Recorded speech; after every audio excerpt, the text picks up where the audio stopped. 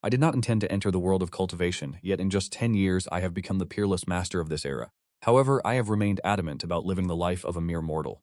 I never travel by flying sword, I use only a bow and arrow to hunt, and whenever I am bullied, I simply seek protection from my sect.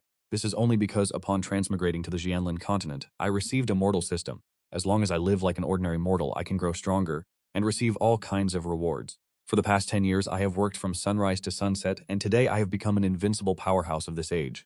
Yet despite this, I have never once revealed my true strength. This is because the Xianlin continent is merely a lower realm among thousands of worlds.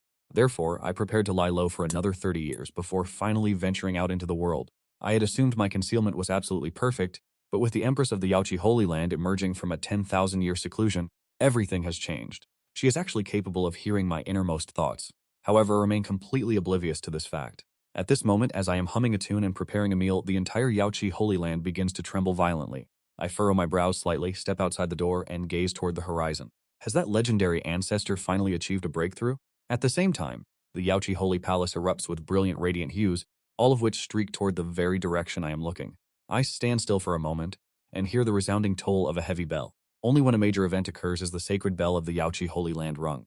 This means that every disciple of the Yaoqi Holy Land must immediately assemble before the main sect hall. I regain my composure, set down the items in my hands, and prepare to head over there at once. Although my status in the Yaoqi Holy Land is quite unique, I am after all a disciple of the sect. Naturally, I must join the assembly. Having pretended to be immortal for 10 years, I have summarized some experience. That is, in all things, never stand out.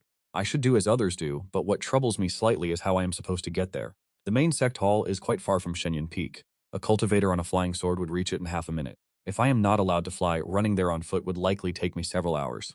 Just as I was struggling, uncertain of how to proceed, a fragrant breeze swept in from behind. "Allow me to escort you, senior brother." No sooner had the voice faded than I felt a soft pressure against my back. A pair of jade-like arms wrapped around me from behind, and in an instant my entire body was lifted into the air, soaring toward the main hall of the sect. I did not need to turn around to know who stood behind me. The junior sister of Shenglin Peak, Lu Wanyuan. I had long grown accustomed to such displays of affection, for I am the only male disciple of Yaoqi, and moreover, I am remarkably handsome. The senior and junior sisters of the Yaoqi Holy Land, whenever they encounter me, are always fond of getting physically close. I sighed inwardly. Often being too popular is not necessarily a good thing. As Lu Yuanyuan and I arrived before the main hall of the sect, it was already packed with senior and junior sisters. I stood with Lu Yuanyuan at the very back of the crowd. Under normal circumstances, even if I stood at the very edge, I would still draw the gazes of all the sisters. But now everyone wore an expression of sheer astonishment. Looking toward the main hall, a brilliant radiance bloomed from behind it, dyeing more than half the sky a vibrant crimson. At this moment, an aura of sacred ethereal purity swept across the entire scene. Beneath this aura, the senior and junior sisters realized with joy that their cultivation realms were advancing with incredible speed. Just what kind of momentous figure is this? Could it be a saint? Merely the aura radiating outward is enough to cause everyone's cultivation to skyrocket. I gazed at the dazzling sunset filling the sky and the sacred ethereal aura surrounding us, my eyebrows arching slightly. This must be that Empress Gu Qingwan, must it not? In the lower realms, with no true emperors appearing, the quasi-emperors reign supreme. Not to mention the past, even now, in the entirety of the southern Qing province, the number of quasi-emperor powerhouses does not exceed 5, and these 5 individuals represent the most powerful sects in the southern Qing province. In years past, the Yaoqi Holy Land was only considered a top-tier sect. It was precisely because of the appearance of Gu Qingyuan that the Yaoqi Sacred Land became the most powerful sect of that era. There were no exceptions. After Gu Qingyuan helped the Yaoqi Sacred Land become the dominant sect in southern Qing prefecture, she entered secluded cultivation to break through to the legendary emperor realm. To break through and become a true great emperor is no simple feat. The difficulty is beyond measure. Becoming a great emperor grants one the qualification to ascend to the upper realm. Across the entire Zanlin continent, a great emperor might not even appear once in 10,000 years. With no news of Gu Qingyuan for 10 millennia, everyone assumed she had long since fallen and passed away. That is why the Yaoqi Sacred Land was left with nothing but legends of Gu Qingyuan. Especially after she went into seclusion, the Yaoqi Sacred Land produced no further powerful cultivators at the emperor level. The Yaoqi Sacred Land gradually descended from its position as the strongest sect, fading into obscurity. The current Holy Master, more than anyone else, longed for this legendary empress. Yet unexpectedly, Gu Qingyuan had not perished. Judging by the current situation, she had successfully achieved her breakthrough. As everyone gazed at the breathtaking, colorful sunset filling the skies, a graceful figure appeared in the air. The moment this silhouette emerged, the sacred and ethereal aura surrounding the area intensified dramatically. Several disciples with lower cultivation levels actually achieved an immediate breakthrough on the spot. I could not clearly discern the Empress's features. Yet within that ethereal haze, one could sense her delicate allure and charm, her grace and elegance, and especially the divine energy radiating from her body which made it feel as though she were truly a celestial being from the upper realm. A heavenly maiden descending to the mortal world, her mere appearance and temperament were enough to make everyone feel inferior and ashamed, as if they were merely ugly ducklings bowing before a phoenix. Naturally, this excludes me. I still find myself to be incredibly handsome. The current holy master of the Yaochi sacred land was the first to recover her senses, immediately dropping to her knees and shouting, respectfully welcoming our ancestor out of seclusion. The Yaochi holy master's command snapped the disciples who were lost in awe back to reality, and everyone immediately fell to their knees. They shouted in unison, but as a person with modern sensibilities, I kneel only to heaven, earth, and my parents. I will never kneel to an outsider, even if she is an empress. I merely followed the flow of the crowd, squatting low among the masses. After all, hidden deep in the back, no one would notice me. At this moment, the empress bathed in the twilight, silent for a time, before a voice like a heavenly melody, one that could make a person's very bones turn to liquid, echoed softly. Tell me, what year and month is it now? The Jiaozi holy master hurriedly replied with great reverence. It is the year 200 of the Jingyuan era, your majesty. After hearing this, Gu Qingwan fell into a prolonged silence, before finally letting out a faint sigh and speaking softly.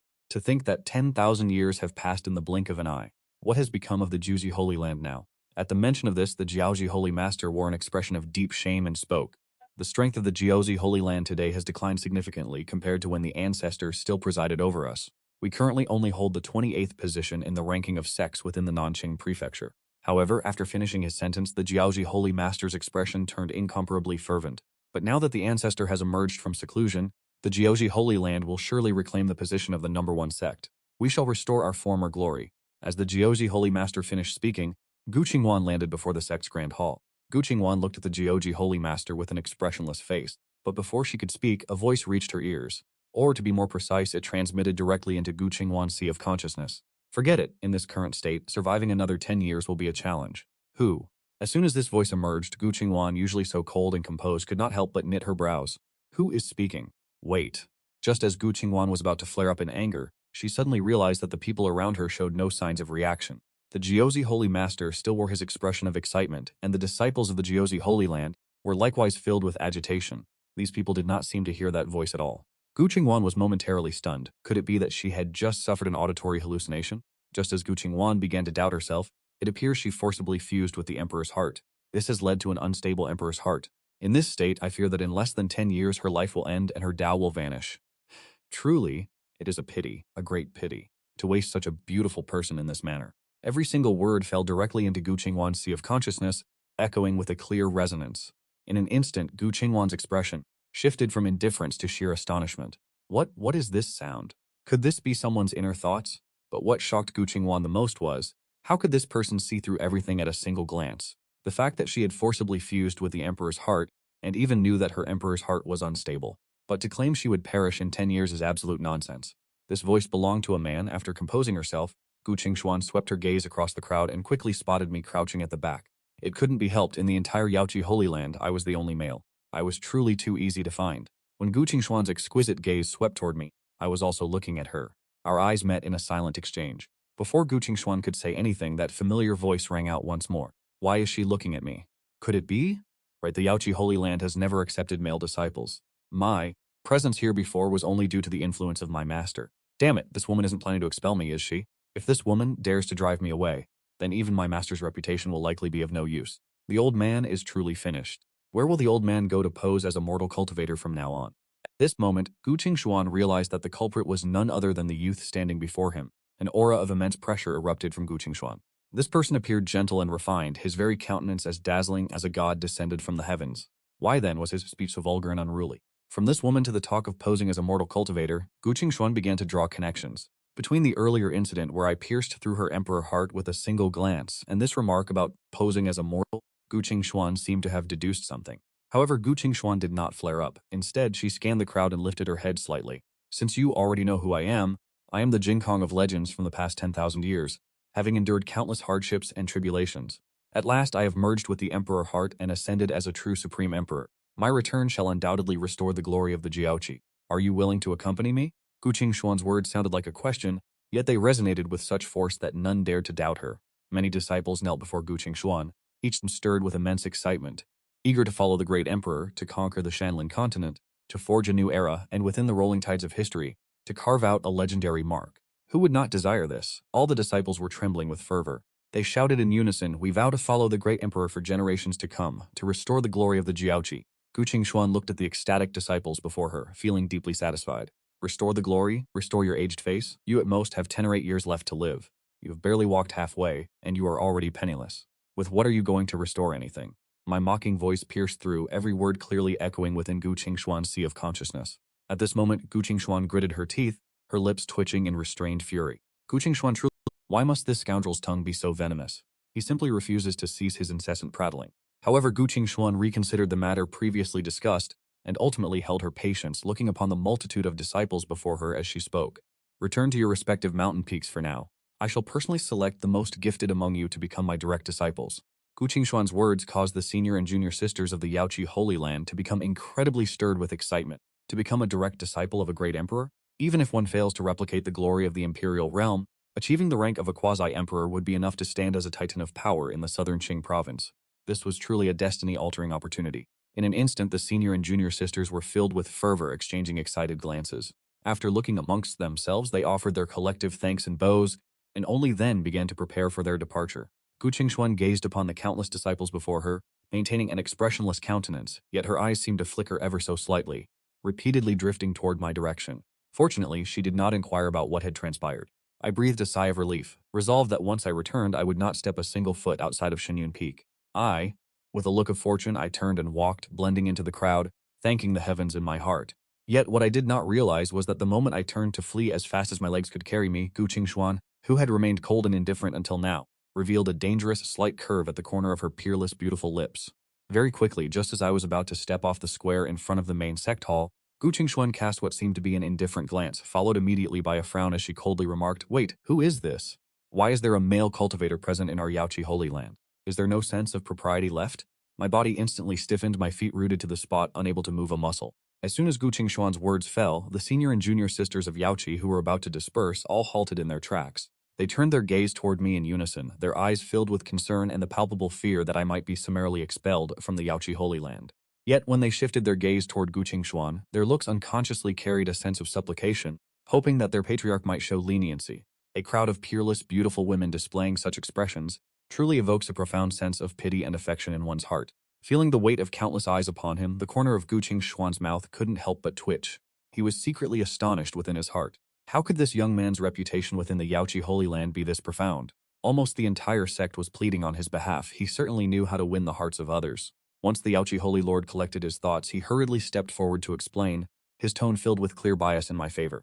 He is the closing disciple of the Shenyun Peak master Li Yunli, and also his only disciple. He was brought to Shenyun Peak 10 years ago and has lived there ever since, always diligent and keeping to himself, never once causing any trouble. Upon hearing this, Gu Qingshuan's expression became peculiar as he gazed at the Yaoqi Holy Lord, frowning as he asked, "And so what? How could a common mortal become the closing disciple of a Holy Land Peak master? By what right does he hold such a position? Furthermore, is living a quiet and uneventful life truly considered a valid justification?" The Yaoqi Holy Lord hurriedly spoke in his defense. Though he possesses a mortal body, he is a master of peerless medical wisdom. He has treated countless incurable diseases that even medicinal elixirs and celestial pills could not remedy. Under his care, the dying are brought back to life. He is absolutely no ordinary mortal. The reason I am so beloved by everyone in the Yaoqi Holy Land, beyond my gentle and refined appearance, the core reason is that I possess medical skills that have reached a divine transcendent level. For 10 years, I have lived under the guise of a mortal. During a fortuitous encounter, I obtained the Shenong Herbal Canon and the Yellow Emperor's Inner Canon. These two legendary texts contain the sum of all medical knowledge on the immortal forest continent, from exotic blossoms to medicinal herbs.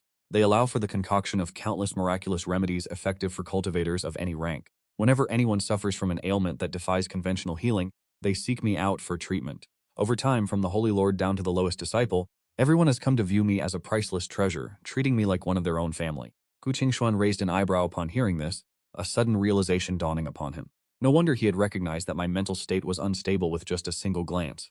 Yet an unstable mental state is a matter of one's inner cultivation and temperament, and has absolutely nothing to do with the art of medicine. This boy's true strength far exceeds what his appearance suggests. He possesses the flesh and marrow of a mortal, feigning the identity of a commoner. Could it be that this is some sort of specialized cultivation technique? Despite being a great emperor, she finds herself utterly unable to peer into my true nature. Deep within her heart, a sense of profound curiosity began to take root. Gu Qingshuan spoke with a cold and detached tone. A mere common mortal possesses such capability. He can heal ailments that even spirit elixirs and miraculous medicines could not remedy. Could it be that Shu Yan deceived me? I have been in secluded meditation for 10,000 years, yet I still harbor hidden injuries within my body that cause me discomfort. Will you diagnose my condition and see what you find? She never intended to see through me immediately. Although she does not believe that she herself will suffer a tribulation leading to death in 10 years, I have consecutively identified her hidden ailments with perfect accuracy. Furthermore, one sentence of mine pointed out the instability of her state of mind, leaving her feeling guilty and filled with doubt. Regardless, she must keep me here to interrogate me thoroughly, yet she cannot bring herself to say it outright, so she is forced to use the pretext of a medical consultation to probe for the truth. Upon hearing this, I blinked, instantly assuming a posture of obedience and compliance, nodding repeatedly, of course, certainly. It is an honor for this disciple to treat the old ancestor. Gu Qingyuan looked at my docile appearance, and before she could speak, my inner thoughts were transmitted with crystal clarity into her sea of consciousness. Honor my foot, you just can't stand the sight of me. You are just looking for an excuse to get rid of me, aren't you? A great emperor like you, what could you possibly be suffering from? It is probably just the onset of menopause. The corner of Gu Qingyuan's mouth twitched uncontrollably. She found such words to be vulgar and insufferable. This reality stood in stark contrast to my gentle and refined appearance at this moment. Were it not for her desire to extract from me the reason why I dare to claim she will face certain death in 10 years, she would truly wish to strike this arrogant boy. Gu Qingxuan suppressed the anger rising within him, scanning the surrounding crowd with a cold gaze. Take them all away. The disciples of Yaoqi looked on with faces full of regret. They originally wished to stay and watch me diagnose the illness, but they dared not defy the old ancestor's command, and were forced to mount their swords and depart. Even as they left, everyone frequently looked back with deep reluctance, unable to tear themselves away. Gu Qingxuan took it all in, understanding clearly that if he truly drove me away, the Yaoqi Holy Land would lose more than half of its disciples. Once all the disciples had dispersed, only Gu Qingxuan and I remained on the vast Sect plaza. Around us, the jade waters trickled softly, and 5-colored lotus flowers released their fragrance into the tranquil air. The scenery was incredibly poetic, yet I had no mood to appreciate it, my mind entirely preoccupied with how to deceive my way past this trial. Gu Qingxuan naturally heard every single word of my calculations clearly. She raised an eyebrow and asked, I have already diagnosed my own illness. Is it enough for me to simply stand here? I snapped back to reality, quickly forcing a bright smile as I replied, Old Ancestor, you must sit down so that I may take your pulse. Or perhaps we should step inside the hall so that we may not be disturbed. Gu Qingxuan had never heard of such a diagnostic method before and could not help but ask in curiosity. In my heart, I muttered silently, truly I am exhausted. Must I explain everything all over again? If the old ancestor tells you to sit, then just sit down. Why must there be so many questions? Even if I explained it, she likely wouldn't understand anyway. Just as I was about to open my mouth to offer an explanation, Gu Qingxuan waved her hand. Forget it, there is no need to explain, and no need to enter the hall. Right here will suffice. She casually flicked her sleeve, and with a flash of golden light, a massive dragon throne manifested out of thin air. Gu Qingxuan sat down upon the dragon throne with a semi-reclining posture, knitting her brows as she looked at me. What comes next? Seeing her alluring and breathtaking figure, I instinctively swallowed hard, immediately forcing myself to steady my wandering mind. Old Ancestor, please extend your wrist. Although I enjoy teasing and speaking nonsense, when it comes to the serious matter of medical arts, I have never been one to act carelessly. Upon hearing this, Gu Qingxuan extended an arm as fair as white jade and placed it upon the armrest of the dragon throne. I reached into my storage bag and produced a thin silk cloth. I placed my hand upon her wrist, then crouched down, focusing my mind to check her pulse. Gu Qingxuan had never witnessed such a method of medical diagnosis. Seeing that I maintained proper etiquette and did not use the examination as an excuse for impropriety, she couldn't help but feel a sliver of admiration. Having cultivated for 10,000 years, she had encountered countless prodigies and heroes, yet she had never seen anyone so focused as I was, possessing an aura as refined as the clear breeze and the bright moon. Just as she was observing me with an appreciative gaze, my inner thoughts once again echoed within her consciousness. A human? No, I was mistaken before. This person is fundamentally not someone with 10 years left. In diagnosis, one must never skip the steps of inspection, auscultation, interrogation, and pulse-taking. Judging her after only a brief glance earlier was truly too careless. A human? The corner of Gu Qingxuan's mouth curled into an involuntary smile. The boulder that had been hanging in her heart finally dropped. She reassured herself that her body could not possibly have any serious issues. Her emperor heart was merely unstable. A few hundred years of quiet meditation would be enough to recover completely. But in the very next second, my inner voice caused her nerves to tighten like a taut bowstring. Judging from this pulse, at most she will perish within 3 years. She will absolutely not last for 10 years. If one must be precise, it is 3 years, 2 months, and 10 days. And since today is almost over, it is 3 years, 2 months, and 9 days. How pitiful to have cultivated in seclusion for 10,000 years, only to face death after just 3 years of emerging from retreat. Gu Qingxuan felt this was entirely absurd, convinced that I was simply spouting nonsense. She was the peerless great emperor of the lower realm. Even if her emperor heart was unstable, her cultivation realm remained undeniable. Even if my strength was not poor, I had certainly not reached the emperor realm and perhaps not even the quasi-emperor stage. By what right did I claim to determine her fate? Based solely on the brief moment of placing my fingers upon her pulse? It was truly laughable to the extreme. Just as she intended to withdraw her wrist, she noticed me slightly furrow my brows, my expression so incredibly focused and entirely devoid of any deceit which left her momentarily stunned. Gu Qingshuan's state of mind had always been as solid as a fortress, further reinforced by the protection of her mind-clearing cultivation technique, and had never been swayed by the intent of any other person. Yet at this moment her mind was inexplicably drawn to me. Very well, I shall remain patient and see exactly what I can uncover. I became completely immersed in feeling her pulse, devoid of any distracting thoughts. I have always maintained an upright nature. If I can provide assistance, I shall do so without hesitation or concealment. Once I have agreed to diagnose an ailment, I will devote my full heart and strength to the task. Only if a condition is truly beyond saving will I consider alternative paths. Qishuan watched me in silence. At her side, she could vaguely hear the echoes of my cryptic internal monologue. It was entirely comprised of deductions regarding the exploration of her acupoints. It sounded profoundly mysterious and deep. Until I whispered to myself that I had found it, Gu Qingshuan suddenly felt a surge of tension as well. She had a vague premonition that perhaps I had truly discovered the root of the problem. I released her wrist and stood up, gazing at Gu Qingshuan with an extremely grave expression. Old Ancestor, would it be possible for you to rise for a moment? Seeing my solemn demeanor which lacked any hint of jest, Gu Qingshuan did not ask further questions. She stood up from the dragon throne. I thought to myself that she must have realized her body was suffering from an abnormality. Otherwise, she would not have cooperated so readily. Please, old ancestor, follow my lead. Clench your right hand into a fist, raise it high, and adjust your posture accordingly. Gu Qingshuan obediently complied. Once your posture is set, circulate your spiritual energy simultaneously, focusing it on your right arm and the corresponding position on your left. Gu Qingshuan immediately channeled her spiritual energy. Do you feel any discomfort in the left side of your body at this moment? Gu Qingshuan focused her senses and to her surprise detected an extremely subtle sense of unease. Her expression instantly darkened as she began to inspect her own meridians and core essence. In a mere blink of an eye, she suddenly snapped her eyes open, all skepticism on her face replaced by terror. The demonic nature within her body had never been truly refined. On the contrary, it had grown stronger, silently burrowing itself. To attain the Emperor realm, one must thoroughly refine their inner demonic nature. Only then can one truly Chung Dao verify the Dao and be proclaimed an emperor. This demonic nature does not refer to a singular physical entity, but rather the accumulation of all obsessions, loves, hatreds, and grievances harbored by a cultivator. In other words, the mortal heart and its attachments remain the greatest obstacle on the path to becoming an emperor. Gu Qingzhi has been in seclusion for 10,000 years, ostensibly to refine this demonic nature. Yet because her heart remained tethered to lingering obsessions, she could never truly succeed. In the end, she resorted to forced refinement, foolishly believing she had eradicated her demonic nature, only to realize now that she had merely deceived herself and others. She currently bears the title of Great Emperor in name only, lacking the corresponding strength. She had previously assumed this was due to an unstable emperor's heart, but only in this moment did she realize she was never a true emperor at all. More terrifying still, the demonic nature has spiraled completely out of control. In 3 years' time, it will fully consume her emperor's heart. At that point, she will either suffer the total annihilation of her Tao or descend into a demonic creature driven solely by greed, hatred, and delusion. Either path leads inevitably to certain death. This is a fatal deadlock that even she is powerless to overcome. To destroy the demonic nature, one must first destroy the emperor's heart itself. Ultimately, she cannot escape her impending demise. A crushing sense of despair instantly engulfed Gu Qingshuan. Watching her despondent and soul-stricken appearance, I reached out and gently waved my hand before her eyes. Grand Ancestor, are you all right? Gu Qingshuan stared at me in terror, her voice trembling with an unmistakable tremor. My illness, my heart skipped a beat at her words, yet I maintained a calm and indifferent facade. Gu Qingshuan had clearly succumbed to the depths of despair. She had cultivated diligently for 10,000 years, enduring countless tribulations to reach her current heights, yet now with only 3 years of life remaining, her heart was filled with bitter unwillingness. In a moment of desperation, she looked at me and asked, "Can you cure this?" I was stunned by her question and hurriedly waved my hand, laughing as I spoke. Grand Ancestor, you jest. This is merely a trifling illness, not some incurable affliction. You need not worry. I intended only to offer her comfort, but Gu Qingshuan had already peered into my true intentions. Knowing my mindset was merely to help if possible, and to let things be if not, she mistakenly assumed that I too was completely helpless. The despair within her heart only deepened further.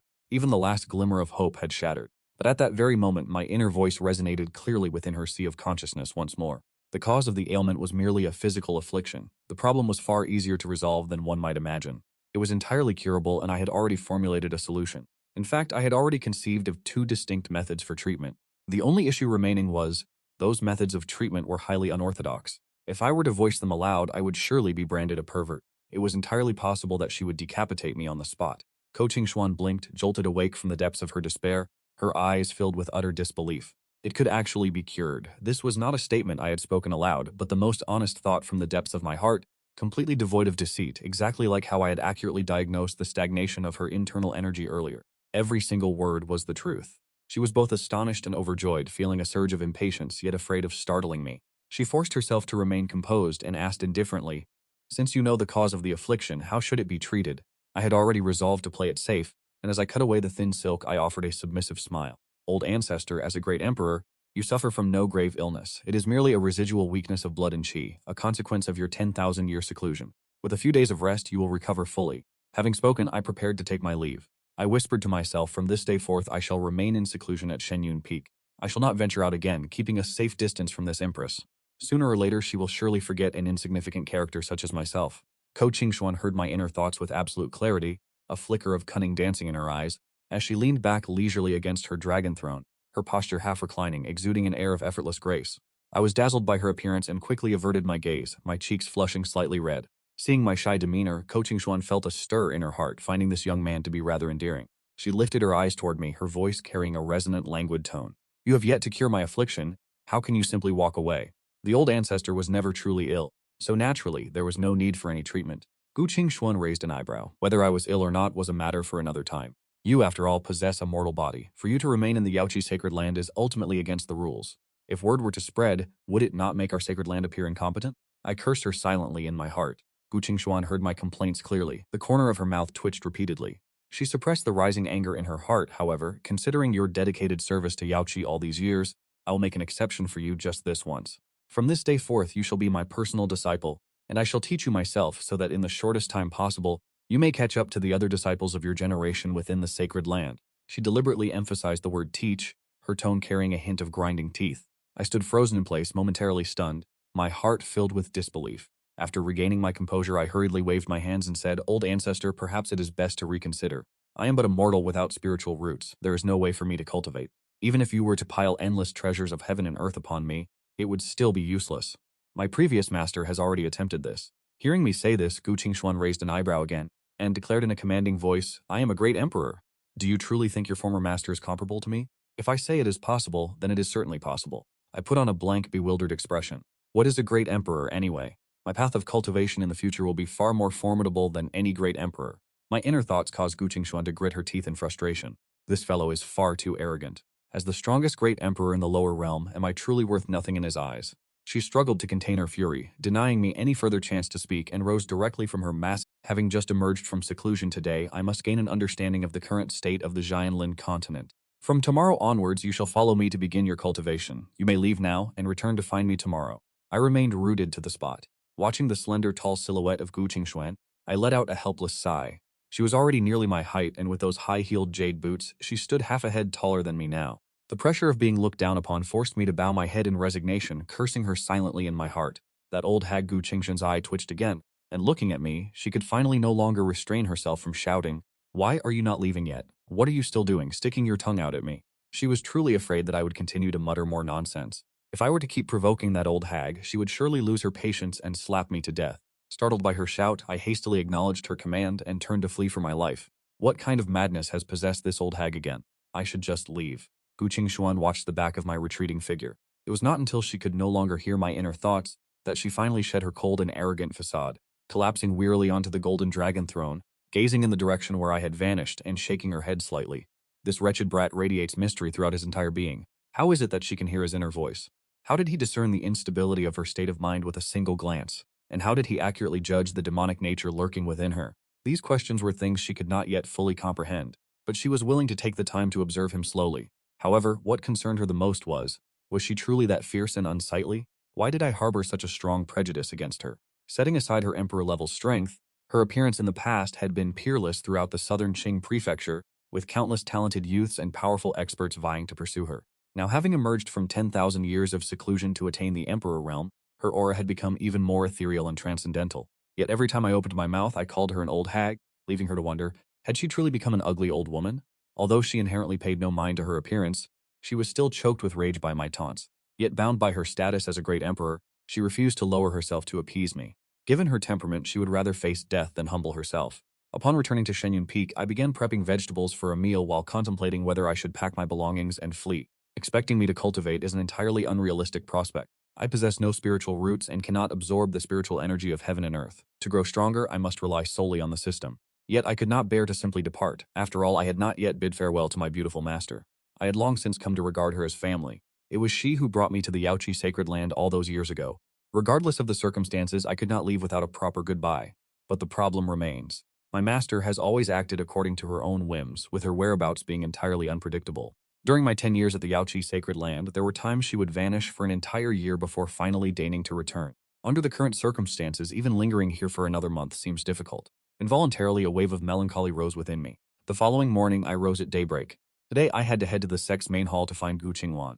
After freshening up, I prepared to make breakfast. I pushed open my door, greeted by the morning sun, and stretched my limbs in refreshment.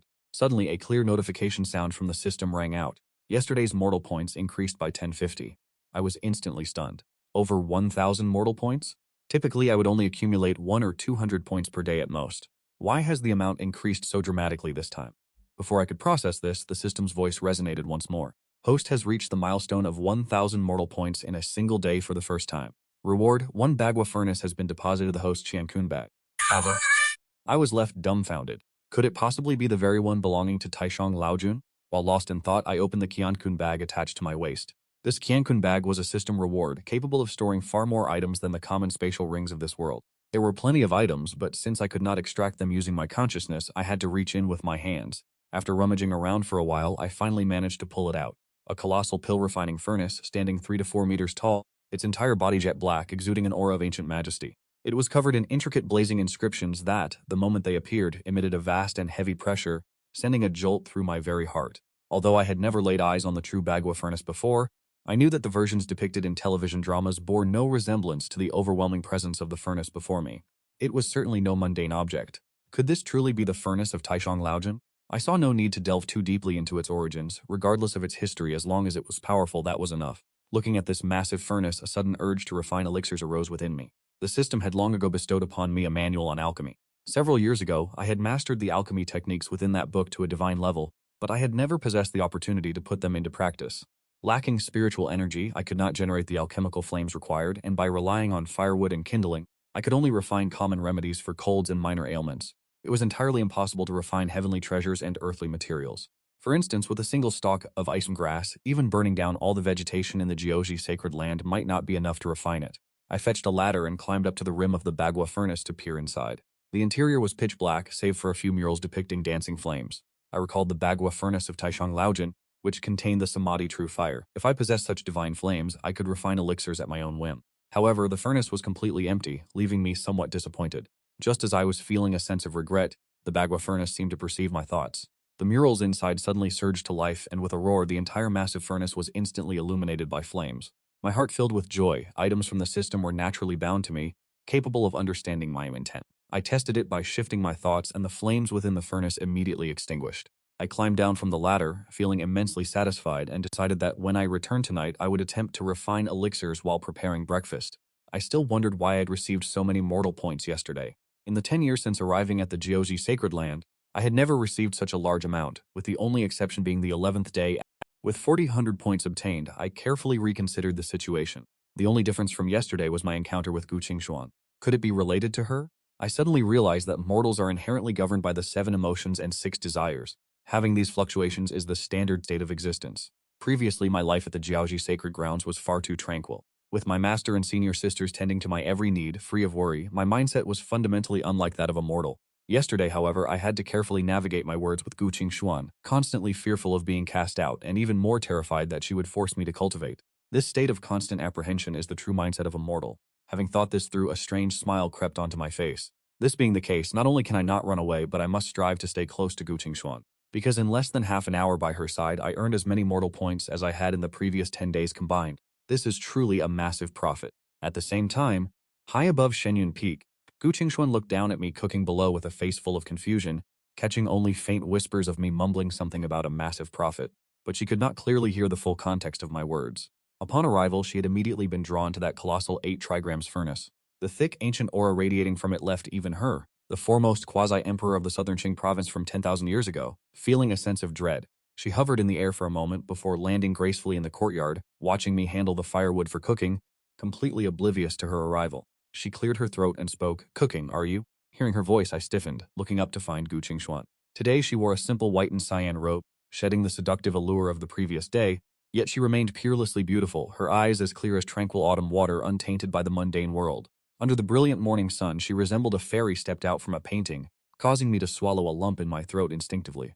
This old hag is truly breathtaking. Gongxuan heard my inner thoughts, feeling both irritated and amused. Irritated because I continued to call her an old hag at every turn. Amused because I had finally deigned to offer her a compliment. I quickly regained my composure. Ancestor, you have finished your cultivation so early? The sun had only just begun to rise. Ren, why have you come all the way to my doorstep? Gu Qingyun cast an indifferent gaze around the small courtyard, then walked over to a chair and sat down. It is nothing. I have just concluded some matters, and as I happened to be passing by, I thought I would stop to check on you, so do not let me interrupt your work. There is no need to rush, though in truth, she could no longer wait a moment longer. After exiting her seclusion yesterday, she had received a report from the Jiozhi Holy Master regarding the current situation in South Qingzhou. Having reached the Emperor realm, she no longer needed to maintain her cultivation through conventional methods, and coupled with the fact that demonic intent was disturbing her focus, she had resolved to come and find me immediately. I nodded blankly and asked offhandedly, Ancestor, I am currently preparing breakfast. Would you care to join me for a meal? Gu Qingyuan was already a great emperor. For a long time, she had no need for mortal grains. Besides, do you not have to expend your spiritual energy to refine the impurities contained within mortal food? Consuming such things provides absolutely no benefit to the path of immortality. The reason you have remained a mere mortal for 10 years in the Jiozhi Holy Land is precisely because you cannot control your appetite. She knew well that I was merely a wolf in sheep's clothing, but she did not expect me to be so committed to the act of a mortal, to the point where I consumed such mundane items every single day. Though I was unimpressed in my heart, I maintained a submissive appearance. Yes, I understand. I will be more mindful. I will certainly eat less of it in the future. But I am a mortal, and if a mortal does not eat, would he not starve to death? What a lunatic. Does she truly think everyone is a great emperor like her? Gu Qingyuan heard my inner thoughts. While her expression remained calm, she was cursing me 1,000 times over in her heart, and she turned her head away, deciding not to look at me in her indignation. I did not dare to delay, quickly preparing a bowl of plain porridge. I heated up the leftovers from the previous night. The breakfast was soon prepared. Gu Qingyuan had originally intended not to eat, but after sitting for a short while, she was so enticed by the fragrance of the food that she could no longer sit still. The aroma was incredibly rich and potent. What shocked her even more was that her keen great emperor divine sense had detected a trace of profound spiritual energy, the likes of which she had never felt before. This spiritual energy permeated to the very depths of my soul, instantly dissolving the fatigue and vexation caused by the demonic aura and the mockery I had endured. Its effect could be compared to that of a miraculous medicinal elixir. She was overcome with immense curiosity, yet restrained by her status, she dared not cast a proactive glance, nor was she willing to probe with her divine sense, fearing that if I were to detect it, it would cost a great empress her dignity. I had long since noticed her subtle movements, as she occasionally stole secret glances in my direction. Once the food was set out, I took 2 pairs of chopsticks and ladled out 2 bowls of porridge. Turning toward Gu Qingyuan, who was intentionally feigning indifference, I spoke. Ancestor, I've finished cooking. Why not try a little? Consider it a test of your disciple's culinary skills. Gu Qingyuan thought to herself, this boy is truly troublesome. I already told him I would not eat, yet he continues to insist. Very well, I shall not embarrass you by rejecting your gesture. I will taste a little. Saying this, she stood up and walked toward the dining table. I smiled brightly and replied, Ancestor, for you to favor me with your presence is a supreme honor. What is she pretending for? If you want to eat, just say you want to eat. She is truly a woman who speaks the opposite of what is in her heart. Gu Qingyuan paused in her steps. The corners of her mouth twitched twice, but in the end, she did not flare up in anger. This meal was truly fragrant. I sat to one side, waiting for her to make the first move. I watched as she held the small bowl with both hands, gazing at the white pearl-like grains of porridge that had blossomed perfectly, her eyes filled with astonishment. The appearance and aroma alone were enough to stir an immediate craving in anyone. A sense of pride surged within me. After all, not only have I been cooking daily, but I also received the God-level recipe manual as a reward from the system. I have long since refined my culinary arts to the point of pure perfection. Even my beautiful master, who has traveled the world and witnessed many wonders, makes it the first thing she demands. Gu Qingyuan gathered her thoughts and took a small sip of the white porridge. Her brows knitted together slightly, as if she were lost in deep contemplation.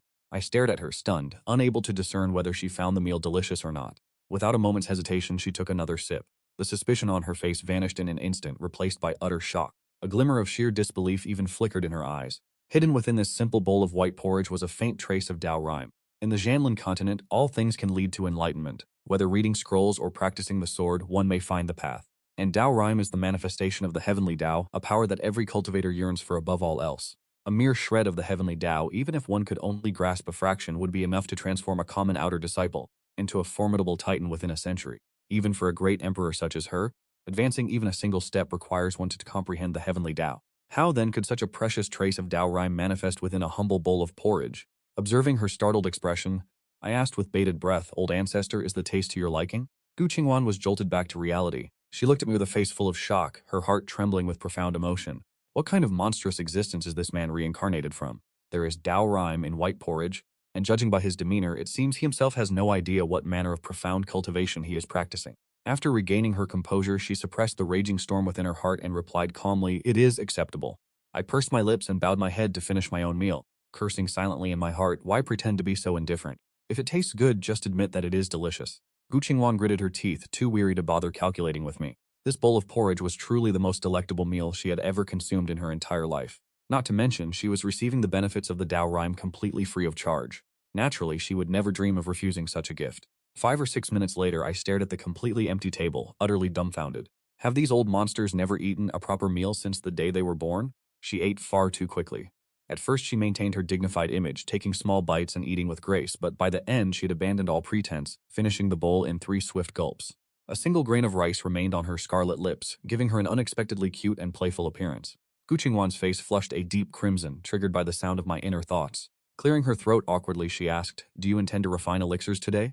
I nodded with a faint smile and replied, "Yes, I intend to try my hand at it today." Kothan Huan raised an eyebrow, her expression filled with intrigue as she questioned, "Try your hand? Is this your first attempt at alchemy?" I nodded calmly. Indeed it is. I have only studied the theories from books previously. I have never put them into practice. Today I wish to see what I am capable of. Upon hearing this, the expression on Kothan Huan's face shifted from intrigue to excitement, ultimately settling into a look of immense self-satisfaction. Ever since we met yesterday, she had been consistently ignored by me, losing any semblance of the dignity expected of a great emperor. Now she had finally found a domain where she could truly surpass me. 10,000 years ago, she was the peerless alchemy grandmaster of the Namthan province. She lifted her chin slightly, asking with an arrogant expression, "Do you know who the greatest alchemist of Namthan province was 10,000 years ago?" She looked at me, full of expectation, hoping to see a face filled with shock. Kothan Huan finally had a chance to show off her prestige before me, yet as I looked at her triumphant appearance, I remained blank for a long moment before asking curiously, "Is it you? And so what?" Kothan Huan was left completely stunned. Is this the normal reaction of a novice alchemist when encountering the supreme alchemy grandmaster? This is the peerless alchemy grandmaster, after all. Why was he able to remain so utterly indifferent? Kothan Huan was infuriated to the point of steaming. What kind of reaction was that? Was this the reaction a normal person should have? I observed the color of Kothan Huan's face, watching it shift rapidly from smugness to gloom, and felt somewhat bewildered myself. That Kothan Huan was the top alchemist of Namthan province, I had known this for a long time. Even before she emerged from seclusion, I was well aware of her history. After all, she was the pride of the Jiaoqi sacred ground, and every disciple in the sect spoke of her. With them mentioning it constantly, I had naturally memorized it by heart, but so what if I knew? Did I need to hold a banquet specifically to celebrate her achievements? My calm and indifferent demeanor. This reaction left Gu Qingwan momentarily stunned on the spot, at a loss for how to respond. Regaining her composure, Gu Qingwan felt a surge of resentment. She gazed at me and spoke in a low, firm voice. "That is correct, I am indeed the foremost alchemist of South Qing province." I simply nodded. I replied, "Oh." Gu Qingyan was instantly dazed, a billion question marks flashing through her mind as she thought, "You respond with nothing more than a single oh?" She stared at me with wide eyes, and I returned her gaze with a peculiar expression of my own. The two of us locked eyes in a tense standoff for a moment. Gu Qingyuan gritted her teeth and said, "What I meant was, I can teach you the art of alchemy." Gu Qingyuan felt immensely stifled in her heart. She, who held the title of the premier alchemist of South Qing province, was now acting as if she were begging me to accept her tutelage. On what grounds? Upon hearing this, I was taken aback for a moment, blinked, and asked in a calm, flat tone, "Is that so?" "Thank you, Ancestor. This disciple is truly honored." Judging solely by the words, it would seem as though I were overjoyed, but in reality, my voice lacked even a hint of excitement, and my face showed only a fleeting, perfunctory trace of delight before I returned to my usual indifference, much like one soothing a child. Gu Qing was utterly bewildered. This was not at all the scenario she had envisioned. She had fully expected me to be ecstatic, perhaps even pleading with her to impart her peerless techniques. How could you maintain such an indifferent and detached attitude? After a long period of shock, Gu Qingyuan gritted her teeth in frustration, thinking to herself, "If I do not demonstrate some true ability for you to see, you will never understand the weight behind the title of the foremost alchemist." In the next moment, she flicked her jade-like hand, and a silver alchemy furnace appeared out of thin air in the middle of my courtyard. It was an exquisitely crafted vessel, radiating a shimmering lustrous glow under the morning sun, looking extraordinarily refined. Gu Qing held her head high as she looked at me, and said in a grave voice, "You have only just begun your study of alchemy. Even if you have pored over countless ancient texts, you should understand the gap between mere theoretical knowledge and actual practical application is like heaven and earth. One must never allow themselves to grow arrogant simply from reading a few scattered texts. Gu Qingyuan admonished me, noting that the reason I appeared so calm was that I had perused the precious alchemy classics of the Yaoqi Holy Land, and thus mistakenly believed I had mastered the art of pill refinement. It is precisely because of her that the Yaoqi Holy Land possesses such a vast collection of rare ancient alchemy records. Ordinary disciples would never have the opportunity to even glimpse them.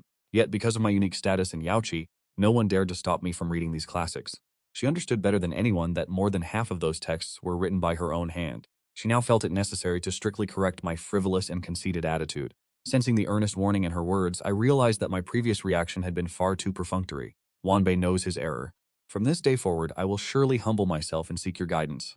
As my attitude shifted, a radiant smile appeared on Gu Qingyuan's beautiful face. She thought to herself that the child was teachable. In truth, she held me in high regard within her heart.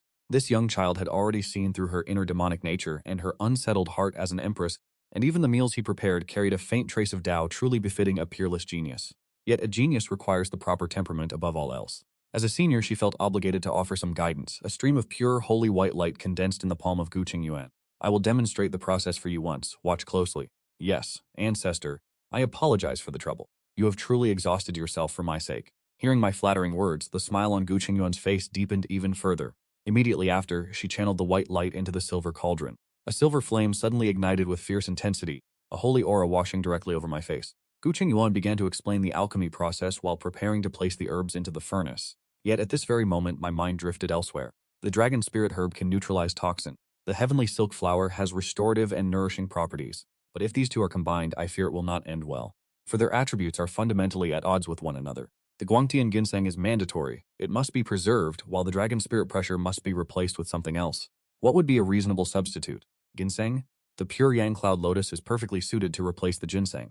Gu Qingxuan immediately ceased her movements, turning her head to gaze at me with a cold expression. Are you truly focusing on watching me refine this elixir? Startled back to reality, I hurriedly waved my hands in response. Patriarch, it is easy to become distracted after a full meal. From this moment on, I shall be entirely devoted. Gu Qingxuan furrowed her brows, and without another word, she continued refining the elixir while explaining each step in detail. But before long, my thoughts began to wander once more. Ginseng. Right, I also need to add the roar of the green lion to balance the missing, overbearing true essence. Gu Qingxuan could no longer restrain herself. She halted her hands and shouted, Are you even intending to listen to my teachings? I panicked, silently lamenting, This is not good, surely not. Has she truly seen through me? I was clearly pretending to be attentive so convincingly. Gu Qingxuan, having heard my inner thoughts, felt her eyelids twitch uncontrollably as she struggled to suppress the rising flames of her anger. She took a few deep breaths, finally managing to stabilize her emotions. Seeing her attempt to show restraint, I sheepishly promised, I guarantee I will not be distracted again. I will certainly watch you finish with complete seriousness. Gu Qingxuan looked at me, ultimately choosing not to erupt in fury. She simply stated, I am the Patriarch of Jade Pool, and your elder. I would never bring you harm. Elixir refinement is far more complex than you believe. Whether it be the intensity of the flames, the slightest miscalculation, or a flaw in the ratio of the herbs, any of these could lead to the destruction of the pill or even the furnace. By being guided by a master alchemist, you will avoid countless wasted efforts. Why must you insist on being stubborn and working in isolation? Hearing her sincere and earnest advice, a surge of guilt rose within me. A great emperor, the premier alchemist of the southern Qing province, had lowered herself to provide me with personal guidance. And yet, I had lost my focus time and time again. This was truly disrespectful. It was not born of arrogance, but rather I truly had my own unspeakable hardships. I bowed respectfully and replied, Rest assured, Ancestor, I shall dedicate my full focus to this task. I will not be distracted again. Gu Qingxuan was finally satisfied and continued to demonstrate the art of alchemy. With one hand she controlled the flames, while with the other she manipulated the medicinal ingredients, guiding the herbs into the furnace with precision. Her technique was truly profound and peerless. This time she could no longer hear my distracting thoughts, and she felt a sense of relief wash over her. Moments later, a medicinal pill radiating a soft luminescence soared from the furnace, landing gracefully into her jade-like palm. Gu Qingxuan looked toward me with a hint of pride, waiting for a display of awe and admiration from me. I took the pill with both hands, offering my sincere praise. The alchemy techniques of the Ancestor are truly unrivaled in this world. It was merely my own arrogance that blinded me before. Seeing that I was genuinely impressed and humbled, and sensing that my mind was completely free of impure thoughts, Gu Qing finally broke into a radiant, genuine smile. Just as she was about to speak, a beautiful figure descended into my courtyard. The holy master of Jiaoji bowed and announced, Ancestor, the pavilion master of Wantu Pavilion, Qi Yangji, has heard of your emergence from seclusion and has come specifically to pay his respects and offer congratulations. The smile on Gu Qingxuan's face vanished in an instant, leaving no trace behind. She spoke coldly, That old man is still alive? With those words, she immediately took flight into the air. Before departing, she did not forget to glance at me. Have you memorized the alchemical steps from just now? Practice them well. I shall examine your progress when I return. This silver tripod is the premier alchemy furnace of the South Qing province. Feel free to use it as you wish, she said, to which I nodded repeatedly in acceptance. The holy master of Jiaozi witnessed this scene, feeling secretly astonished. The ancestor truly dotes on this boy beyond measure. In the past, outsiders were not even permitted to touch this silver tripod. Yet now, following this, the two of them immediately surged toward the sect's main hall. However, Gu Qingxuan had not flown far when she once again heard my inner thoughts. After using the Pure Yang Cloud Lotus to replace the Dragon Soul Evil Grass, the person still requires the Lion's Roar to harmonize their internal energy. Only then should one add the supplement. Her figure suddenly froze in midair. Gritting her teeth, she turned her head back toward Shenyun Peak, only to see that I no longer possessed a shred of the respectful demeanor I had displayed earlier, yawning repeatedly while leisurely strolling toward my own bagua furnace, making no move whatsoever to touch her silver cauldron. Gu Qingxuan immediately realized that my obedience from moments ago was nothing but an act. She cursed inwardly in frustration, intending to turn back and teach me a lesson, but knowing that Ji Yangji was waiting at the sect's main hall, she was forced to swallow this anger. Muttering resentfully to herself, "You little rascal, just wait until you encounter obstacles while practicing alchemy. Unless you come crawling to me on your knees for guidance, I will not teach you a single word." Once Gu Qingxuan departed, I was finally able to focus on my alchemy research with peace of mind. It was not that I was arrogant or insolent, nor did I in any way underestimate Gu Qingxuan's strength. She is the premier alchemist of the Nanqing province. Her profound expertise in this field is undoubtedly peerless. I am well aware of this fact. Even though I have mastered the alchemy scripture granted by the system and have synthesized its teachings, I understand the truth of absorbing the wisdom of many masters, and I always maintain a humble attitude toward learning. But the problem lies in the fact that I have no way to imitate her alchemical methods. When Gu Qingxuan practices alchemy, the way she controls medicinal herbs from a distance is ethereal and graceful. I cannot learn it. How could I possibly possess the ability to manipulate objects from a distance? Thus, no matter how exquisite her techniques may be, they are useless to me. I have the alchemy scripture along with its exclusive techniques. It is not that I do not want to learn, but that I cannot. My perfunctory behavior toward Gu Qingxuan earlier was merely to avoid causing her unnecessary trouble. My constant contemplation of the medicinal formula while she practiced alchemy was not out of idleness, but a desire to concoct a restorative elixir for Gu Qingxuan, intended to treat the root cause of her affliction. This intention was born deep within my heart the moment I laid eyes on the bagua cauldron. I had long harbored a profound affection for Gu Qingxuan. She possessed unparalleled beauty, complemented by a truly benevolent spirit. Thinking of the common folk living around the Jade Pool, many of whom had received her grace. Today she had guided me with such patience, which only stirred my emotions further. If I possessed the ability, I would naturally wish to dispel her sorrows and hardships. I drew forth countless rare flowers and exotic herbs from my storage ring, preparing to use the bagua cauldron to officially commence the art of alchemy. Meanwhile, inside the Jiaoqi sacred hall, Gu Qingxuan wore an expressionless mask, staring down at an elderly man with snow-white hair below. This man was none other than the preeminent alchemist of the South Than province, Qi Yangji. Qi Yangji gazed up at Gu Qingxuan, who sat upon the highest throne, having endured the passage of 10,000 years. The majesty of the great Emperor Gu remained as resplendent as it had always been. Yet I, once MC youth, have now become a man standing at death's door. Gu Qing spoke with indifference. If you have something to say, speak plainly. This seat still has important matters to attend to.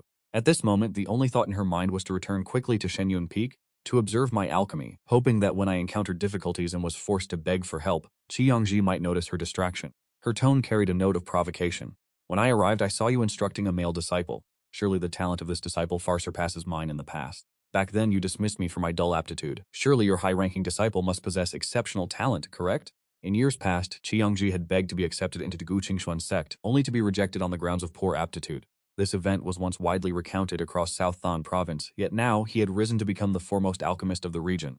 These words spoken at this moment clearly carried a sharp, provocative intent. The people within the great hall, hearing this, revealed expressions of curiosity mingled with whispers. But Gu Qingxuan merely appeared bewildered, understanding nothing. Did I say such things in the past? In that instant, Qi Yangji was on the verge of madness. He slammed his staff hard against the ground. "Of course, the humiliation you inflicted upon me that day, I shall never forget for the rest of my life." Gu Qingxuan arched her brow slightly as if suddenly enlightened. "So that is how it was.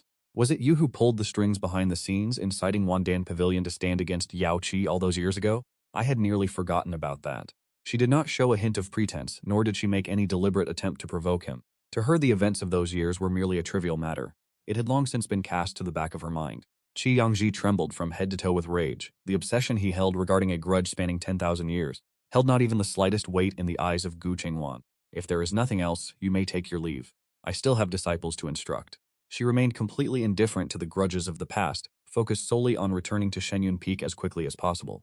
This attitude of utter dismissal completely ignited the fury of Qi Yangji. You arrogant, self-conceited woman. You are nothing more than a relic of the alchemy achievements of those years.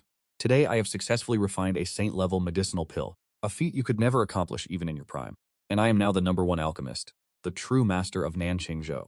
No sooner had he finished speaking than he pulled out a sandalwood box inlaid with blinding gold, his eyes fierce as if he wished to devour Gu Qingwan alive, staring intensely at her. With his lifespan running thin, he had long since cast thoughts of life and death aside. If you wish to kill me, then do it. Years ago I humbled myself and begged, yet you would not even spare me a glance, choosing instead to suppress me. That I have managed to become a saint-level alchemist today is the clearest living proof of my worth.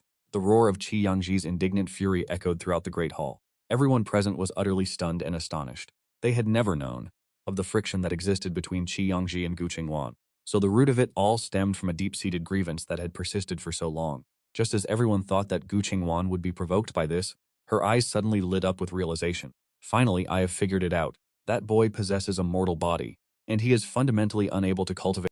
His actions were constantly plagued by a lack of focus. It is truly said that a millennium of seclusion makes one's mind sluggish. Everyone present at the sacred land fell into a state of bewilderment once again. Ji Yangji was so furious his very entrails churned with rage. You go out of your way to instruct a mere mortal, and yet does this mean that in the past I was inferior to a mortal? Gu Qingyuan finally turned her gaze toward him, her delicate brows knitting together as she observed his smug demeanor. I feel all the more fortunate that I did not take you as my disciple back then. I had intended to overlook the provocations you caused in the past, but now you dare to speak with such insolence. Do you truly think I dare not slay you? The resentment within Ji Yangji had by now eclipsed all attachments of the past. You may strike if you wish. The grand exploration of the secret realm, which occurs only once every 1,000 years, is fast approaching.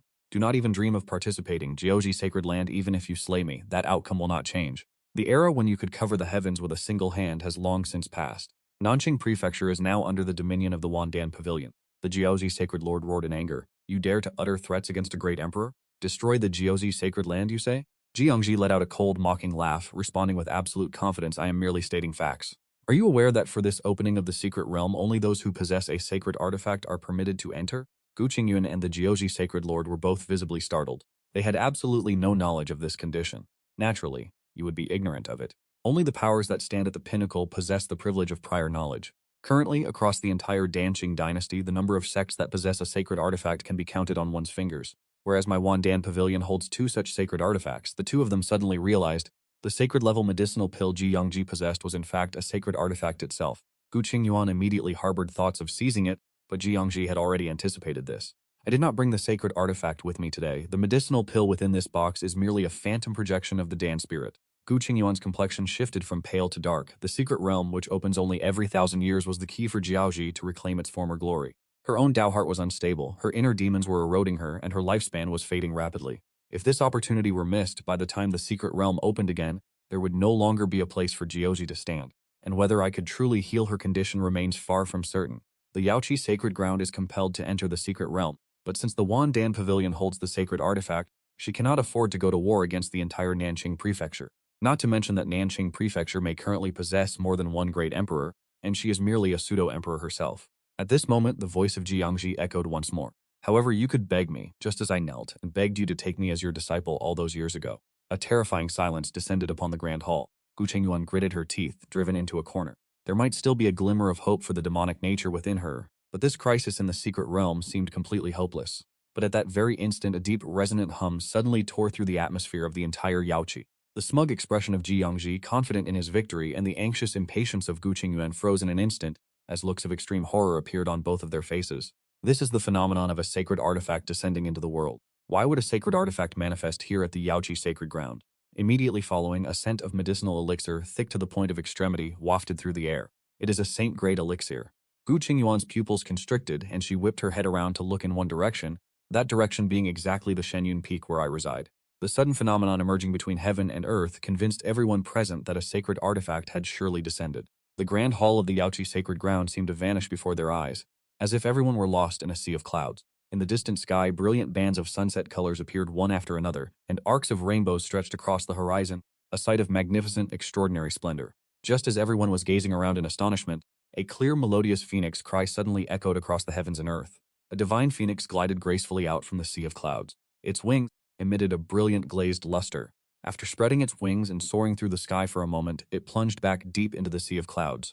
This scene, as beautiful as a dream, left everyone convinced that this place had become a sacred realm. Only the descent of a sacred artifact could trigger a heavenly phenomenon of such scale. But the strange thing was, amidst this sacred vista, a distinct smell of something burning drifted through the air. If anyone were truly refining pills, the direction of Shenyun Peak is certainly not where the sacred grounds alchemy chambers are located, and the person currently refining pills there is none other than myself. Gu Qingxuan immediately deduced the reason. Standing beside her, Qi Yangji followed her gaze. He suddenly realized the truth, his face etched with utter disbelief.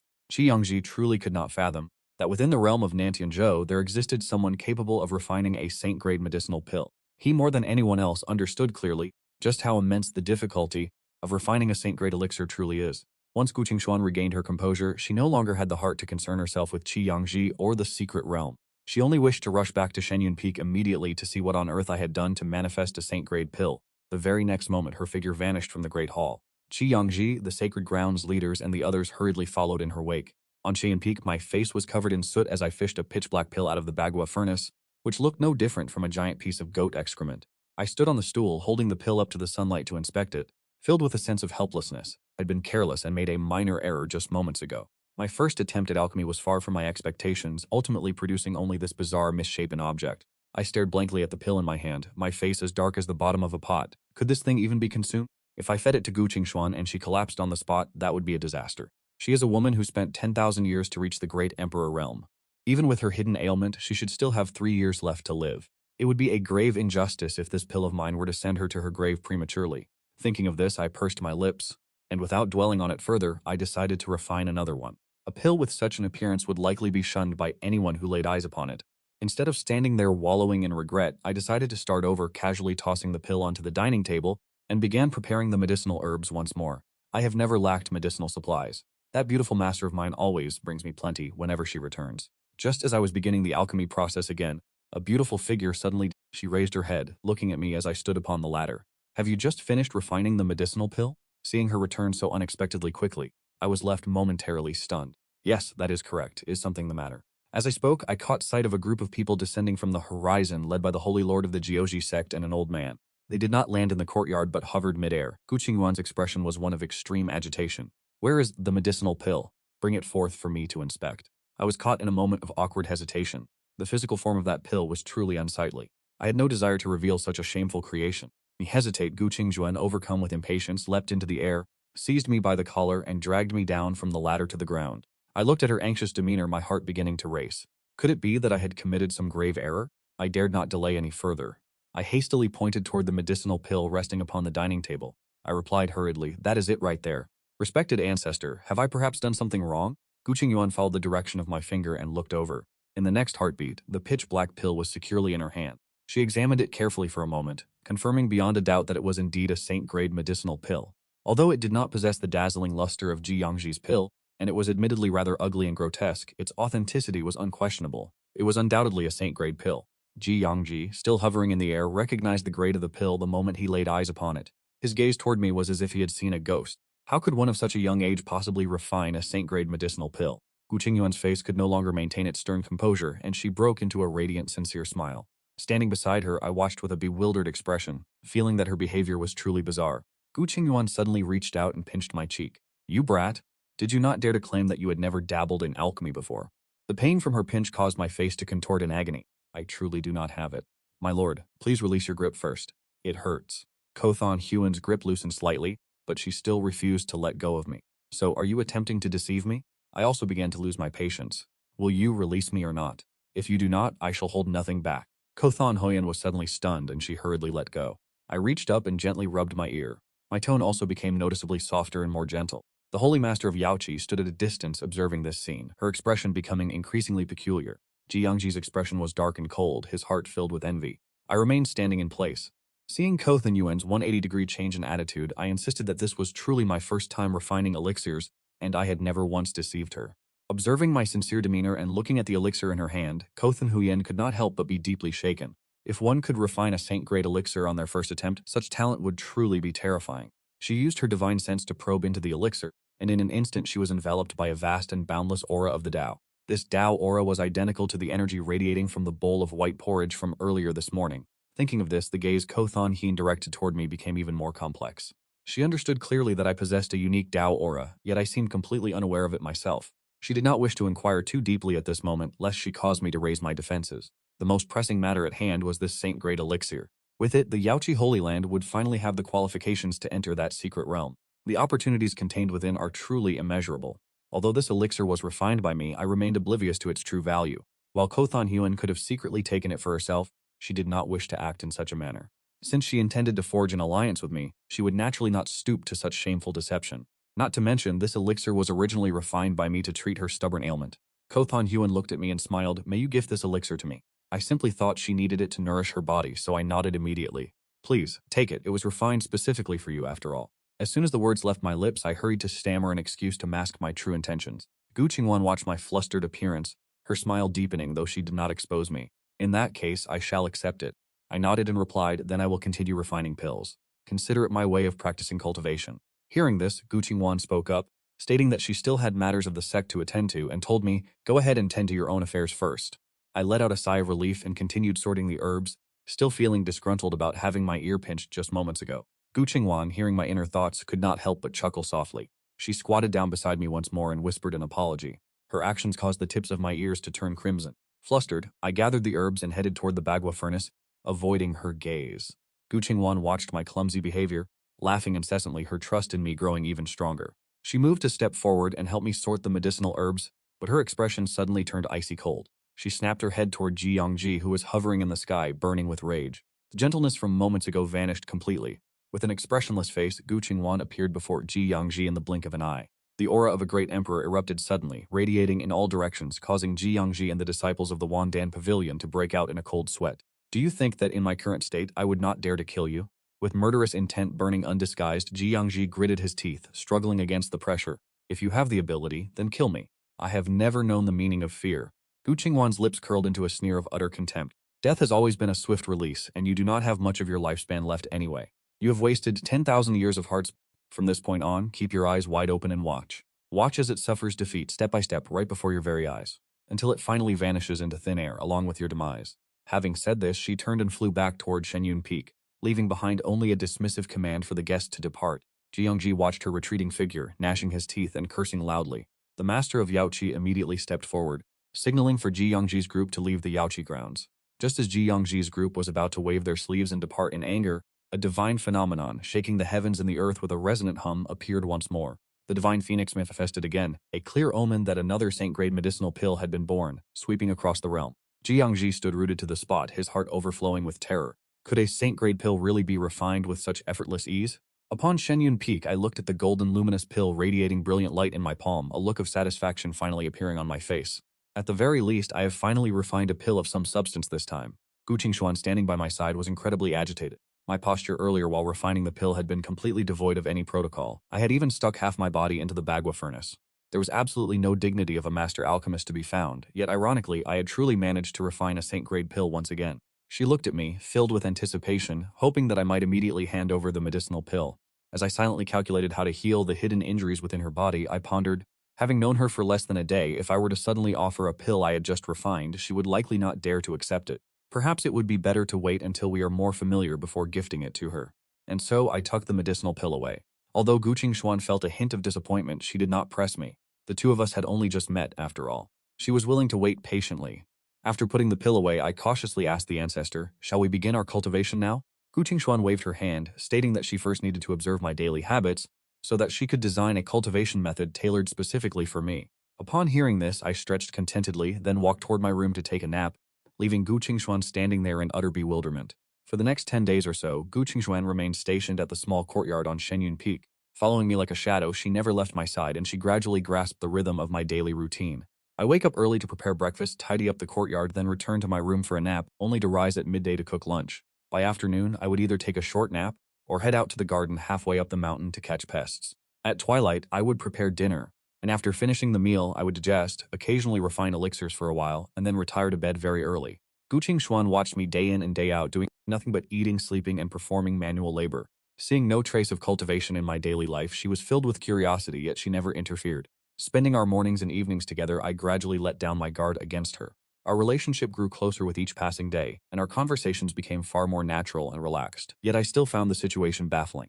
Gu Qingwan had clearly stated that she wanted to instruct me in the path of immortality, yet she had never once brought up the topic of cultivation.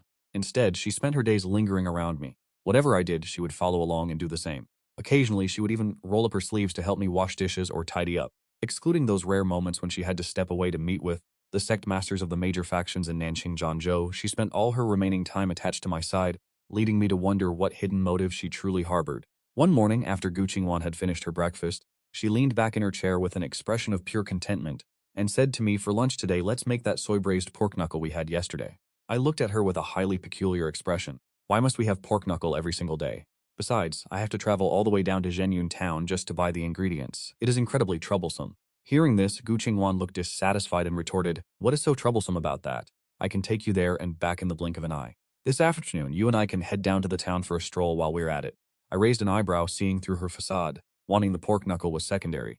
Her true desire was for those skewers of candied haws sold in the town. If you wish to eat them, I can certainly make them right here. I guarantee the flavor will be just as good, if not better. Yesterday, while we were walking through Zhenyun town, she initially refused to eat the candied haws, yet she ended up devouring them with great relish. She even surreptitiously brought 2 skewers home that night. Having had her true intentions exposed, immediately nodded with excitement. She declared that she would stand by my side and lend a helping hand. Watching her behavior, I secretly scoffed to myself, thinking that all she knew how to do all day was eat and drink. She truly did not resemble a great expert who had been in secluded meditation for 10,000 years. Gu Qingwan seemed to discern what was on my mind. She cleared her throat and her expression turned solemn. Ahem, naturally, one cannot forget the main objective. Having observed your life these past few days, I have personally designed a sword technique manual just for you. Today, I shall teach you how to practice the sword. Practice the sword? I raised an eyebrow, thinking to myself that this was entirely unnecessary. My own sword techniques were already exceptionally formidable. I was not speaking boastfully at all. More than 80 years ago, the system had bestowed upon me over a dozen sword technique manuals. I had long since mastered every single one of them. What was more important was that the accompanying cultivation manuals and sword intent had also reached the state of great perfection long ago. Although I had never attempted to use my sword intent to execute the techniques of the sect, nor had I personally witnessed the true might of these techniques when unleashed at full power, in my heart I was certain they were absolutely extraordinary. At the very least, up until this present moment, I had never seen anything more profound or sharper. My sword techniques were, of course, unparalleled. I am not an arrogant man, and I have always believed in the saying that there is always someone better than oneself. Beyond the heavens, there are other heavens. Perhaps I had yet to witness the supreme sword techniques, perhaps only because I had confined myself to Shenyun Peak for the last 10 years, never venturing out to travel, leaving my vision far too narrow. However, even if that were the case, I dare affirm that the sword techniques in my possession, even if they cannot claim to be the strongest in the world, are absolutely ranked among the very best. Therefore, regarding the matter of learning sword techniques from Gu Qingwan, while I had this spare time, it would have been far more practical to go and make some candied hawthorns. In truth, Gu Qingxuan was not strictly obligated to teach me sword techniques. She simply did not want me grumbling to myself in silence, complaining that she had come here only to feast and lounge about. Furthermore, she had previously made a public declaration that she intended to improve my cultivation. There was not a soul within the entire Yaoqi sacred ground who was unaware of this. She had been at Shenyun Peak for nearly half a month now, spending her days eating and drinking with me, without imparting even half a move of her cultivation manual. If this were to continue, the Yaoqi disciples who favored me might begin to whisper behind her back.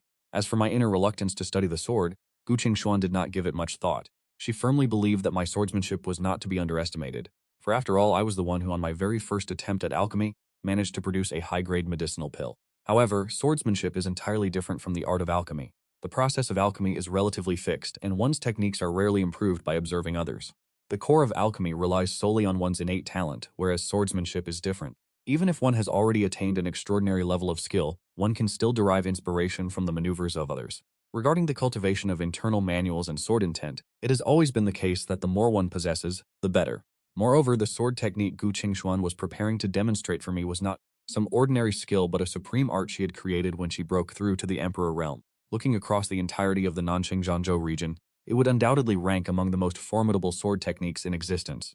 Seeing Gu Qingxuan rise to her feet ready to perform her swordplay, I hurriedly spoke up to make excuses. Perhaps it is better not to, for I am merely a mortal and sword techniques require spiritual energy to be driven. Without spiritual energy, no matter how profound the technique may be, it cannot unleash its true power. Gu Qingxuan threw my attempts to evade the lesson with a single glance, and she immediately glared at me, retorting, "With me here, your possession of spiritual energy is only a matter of time. Learn the sword technique first, and we shall worry about the rest later." Having said this, she felt a sense of quiet helplessness in her heart.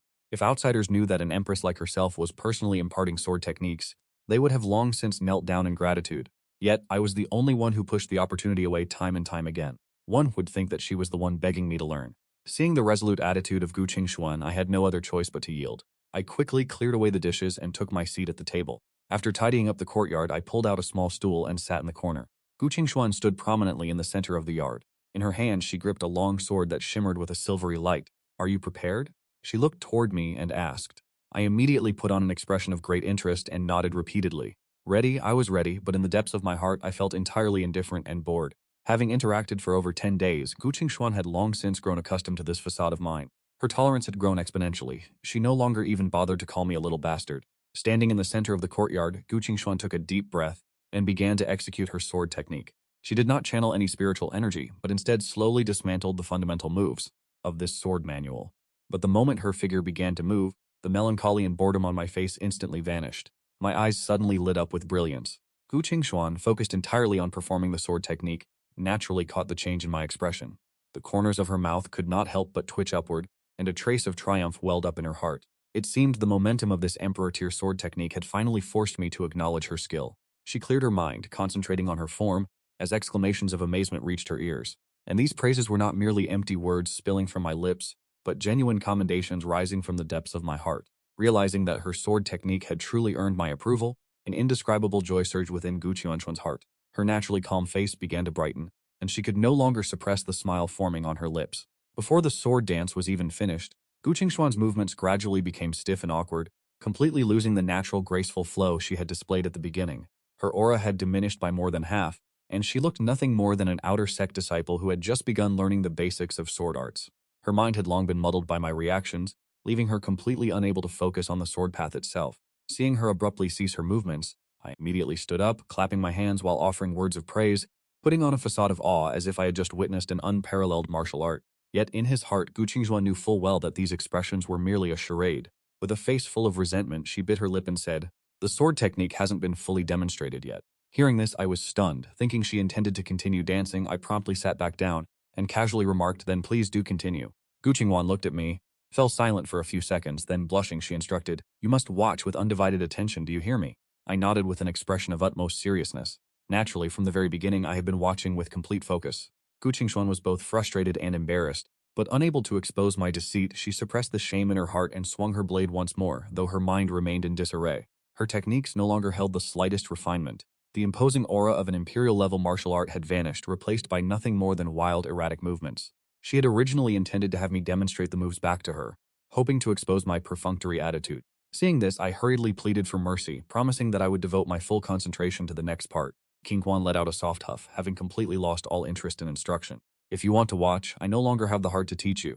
Having said this, she released the hand that had been pinching me and strode over to slump into the chair beside me. She picked up a teacup and turned her face away, her cheeks burning red, refusing to acknowledge me any longer.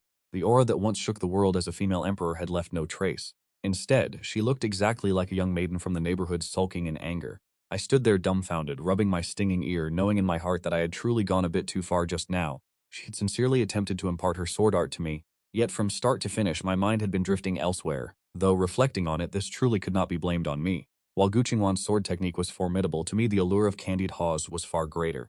Contemplating this for a moment, I looked at Gu Qingshuan's back. "Allow me to prepare some candied hawthorn for you to enjoy." Gu Qingshuan, who had initially intended to ignore me, immediately turned her head to look at me upon hearing this. Very well, I couldn't help but laugh out loud. Naturally, candied hawthorn is always the most effective tactic. Gu Qingyu looked at the radiant smile upon my face. A flush of pink appeared on her cheeks once more. "I want 10 skewers." As I descended the mountain, I spoke to refuse her request. "Absolutely not. Eating too much of such things will rot your teeth." Gu Qingshuan became anxious in an instant. "What is there to fear? I am a great emperor, not a mere mortal. Even a great emperor must exercise restraint. You must not be gluttonous. This is the very principle you taught me, master. What is gluttonous about 10 skewers of candied hawthorn?" I refused to listen. "I want 10 skewers. Let go of my hand, it hurts. Stop pinching my ear. Fine, 10 skewers it is." On the narrow path of Shenyun Peak, Gu Qingshuan and I walked shoulder to shoulder as we descended the mountain. Gu Qingshuan clasped her hands behind her back, humming a folk tune to herself, her mood lifted. Any trace of lingering gloom had long since been cast into the clouds. Only occasionally, when I turned to speak with her, she would suddenly recall what had happened earlier. Her cheeks and neck would instantly flush red as she silently scolded me in her heart. I recalled that this excursion was meant for gathering hawthorn fruit. I remembered that at the foot of Shenyun Peak, several hawthorn trees grew, and they were now in the season of ripeness. Gu Qingyu had always remained within the courtyard atop the mountain, never having set foot down the mountain before. Even my small vegetable patch was not far from the courtyard on the summit. Gazing at the vast wild scenery below the mountain, she could not help but sigh with emotion, reflecting that in my era, Shenyun Peak was one of the most renowned and prestigious spirit peaks within the Yaoqi Holy Land. It was more than worthy of being ranked among the top 3, yet now it has fallen into such a state of desolation. The stairways and the small dwellings built along the mountainside have long since been overgrown with weeds. Various cultivation facilities have been abandoned for years, with no one left to clean or maintain them. Although I am a person who prefers cleanliness and order, my strength alone is limited, and I truly cannot manage a mountain of such vast scale, so I have had no choice but to let it fall into ruin. I walked ahead, continuing, but now that you have returned to the Yaoqi Holy Land, this place will surely grow stronger day by day, and when that time comes, countless disciples will naturally flock here to join. By then, I can simply move elsewhere. Shenyun Peak will soon regain the vitality it once possessed. Gu Qingwan watched my retreating figure and slightly raised her brows. There is no need for that. Keep this place as your residence. You have grown accustomed to living here, and you have even planted vegetables. If you were to move and start all over again, it would be quite troublesome. Hearing this, I said nothing more. Having lived on Shenyun Peak for 10 years, I had naturally developed a deep affection for this place. If it meant I did not have to relocate, then that was certainly for the best. Before long, we arrived at the foot of the mountain. Several hawthorn trees appeared before our eyes, with clusters of ripe crimson hawthorns hanging heavy from the branches, their colors vibrant, plump, and enticing. I contemplated for a moment, pointed to several clusters, and said, "These few clusters should be enough. That should be enough to make about 10 candied hawthorn skewers." Gu Qingwan, who had originally intended to pluck every single fruit from the trees, asked, "Why pick only such a small amount? Would it not be better to harvest them all at once? This treat is best enjoyed when freshly picked and prepared. Whenever you crave more, we can simply come back down here to pick them. You do not intend to eat them all in a single day and then deprive yourself of the pleasure of enjoying them tomorrow, do you?" Gu Qingwan felt that my reasoning held merit, so she followed my guidance and began picking the hawthorns, while I walked around the trees to observe, selecting those with the finest quality. A short while later, Gu Qingshuan had finished harvesting the hawthorn berries. "What are you still staring at? Wait a moment, I am selecting the highest quality fruits to gather seeds to take back." I replied without even raising my head. "What could you possibly need seeds for?" Gu Qing asked, her face filled with curiosity. "Naturally, to plant trees. With the rate at which you consume them, 10 trees might not even be enough for a single day. By planting a few more hawthorn trees, we will be able to make candied hawthorn for you to enjoy every year. Even if you grow tired of eating them later on, wait until the trees blossom and bear fruit. The sight of vibrant red fruit hanging from the branches will make for a beautiful view." Gu Qingshuan stood still, a profound warmth spreading through her heart. Something this sweet. I could eat it for a lifetime and never grow tired of it. I was fully concentrated on selecting the seeds, merely humming a vague reply to appease her. Gu Qingwan watched my focused posture, feeling both annoyed and amused, and let out an exclamation. "I never expected that you would also know how to cultivate plants. That is only to be expected. If not, where do you think the garden of spiritual herbs on the mountain peak came from?" The Divine Farmer's Agrarian Manual, gifted by the system, had long since been mastered to the pinnacle of perfection. Planting a few hawthorn trees was a trivial matter. "Then let us go and plant them right now," Gu Qingshuan urged. "That will not be possible. Hawthorn trees require the saplings to be raised before they can be transplanted. They are not like ordinary crops that germinate as soon as you sow the seeds." Gu Qingshuan was truly ignorant when it came to farming matters. "Then how long must we wait until we can plant them?" "It is already too late for this year. We must wait until the spring of next year." I turned my head, smiled, and spoke to her. "Even after planting them, they must undergo the process of being nurtured and fertilized. Only then will they bloom and bear fruit. To eat the hawthorns grown by our own hands," Gu Qingshuan gazed intently at me. "To a cultivator, 2 or 3 years is merely the blink of an eye." She held a firm conviction that I would certainly cure her chronic ailment, allowing her to wait alongside me for the day the hawthorn tree bore its fruit. Shortly thereafter, an exquisite smile bloomed upon her lips. 2 or 3, then so be it. Our days ahead are still long, after all. I turned to look at her. With an indifferent tone, I replied, "Naturally." After selecting the plumpest hawthorns, I gathered the seeds and walked back toward the mountain peak with Gu Qingshuan. At first, Gu Xuan was impatient, wishing to fly directly back to the peak to feast on candied hawthorns, but after traveling a short distance, she proactively slowed her pace. She simply wished to stroll back leisurely with me in this manner. Along the way, a few domestic chickens clucked and scurried across our path. Gu Qingshuan paused for a moment. Seeing this, I explained, "These are the chickens I raised on the mountain. Originally, I intended to keep them for their eggs, but they roam freely across the mountain, and they leave their eggs in places I can never seem to find. Over time, I simply stopped worrying about them." Gu Qingshuan, however, did not pay the slightest attention to the origin of the chickens. Just moments ago, she had clearly glimpsed the figures of these chickens, and within their vital energy, she sensed the presence of the divine phoenix. Before she could look closely, the flock had dashed into the thicket and vanished. As Gu Qingxuan regained her composure, she was inwardly astonished. Had my Dao aura truly become this profound? To the extent that even common chickens, having been imbued with my aura, were capable of awakening the bloodline of a divine phoenix. True dragons and true phoenixes are the preeminent divine beasts of this world, and even she had only ever caught a glimpse of a divine phoenix's silhouette from afar once. Furthermore, exotic beasts possessing the dragon phoenix bloodline are considered incredibly rare throughout the three realms. These ordinary chickens had merely benefited from a fraction of my Dao aura, yet they had already undergone such a shocking transformation. The secrets surrounding me were truly far deeper and more unfathomable than she had ever imagined. Upon returning to the courtyard atop the peak, I immediately lit a fire to boil the sugar. Gu Qingxuan stayed by my side, helping me wash the hawthorns. The two of us moved with increasing coordination. She washed the fruit and threaded them onto skewers before handing them to me. With one hand, I stirred the pot of boiling rock sugar syrup, while with the other, I guided Gu Qingxuan. A few minutes later, the rock sugar melted, bubbling and swirling in the pan. I skillfully dipped each hawthorn skewer, coating them in a thin layer of syrup, before firmly tapping them onto the prepared cutting board. With the weather being so sweltering, it was difficult to let the sugar coating harden and set. But how could such a trivial obstacle trouble an empress? Gu Qingwan blinked, watching expectantly from the sidelines. She looked exactly like a child waiting for a treat, having completely cast aside the dignity of an empress. I secretly found it amusing, but I dared not boast or tease her. Use a freezing technique to chill it for a moment, and it will be ready to eat, I instructed. A short while later, Gu Qingwan and I reclined together on the rocking chair in the courtyard. Gu Qingwan held a candied hawthorn skewer, now half-eaten, gazing contentedly at the sky, her slender legs crossed, the tip of her foot swinging rhythmically, nearly slipping out of her slipper. Her posture was incredibly relaxed. I also crossed my legs, having only managed to eat 2 pieces of my own skewer. Tomorrow, I will make a strawberry-flavored batch for you, I said casually, taking a bite of the hawthorn. Gu Qingwan immediately lost her drowsiness, turning her head abruptly to look at me. Can strawberries be candied as well? Of course, whatever fruit you desire, I can candy. Gu Qingwan's eyes lit up with brilliant intensity.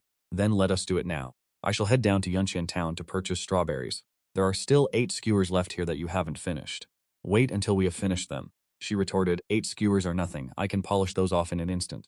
We should go now. If you consume so many candied hawthorns, you won't have an appetite for dinner tonight. Tonight, I was planning on preparing sweet and sour pork ribs.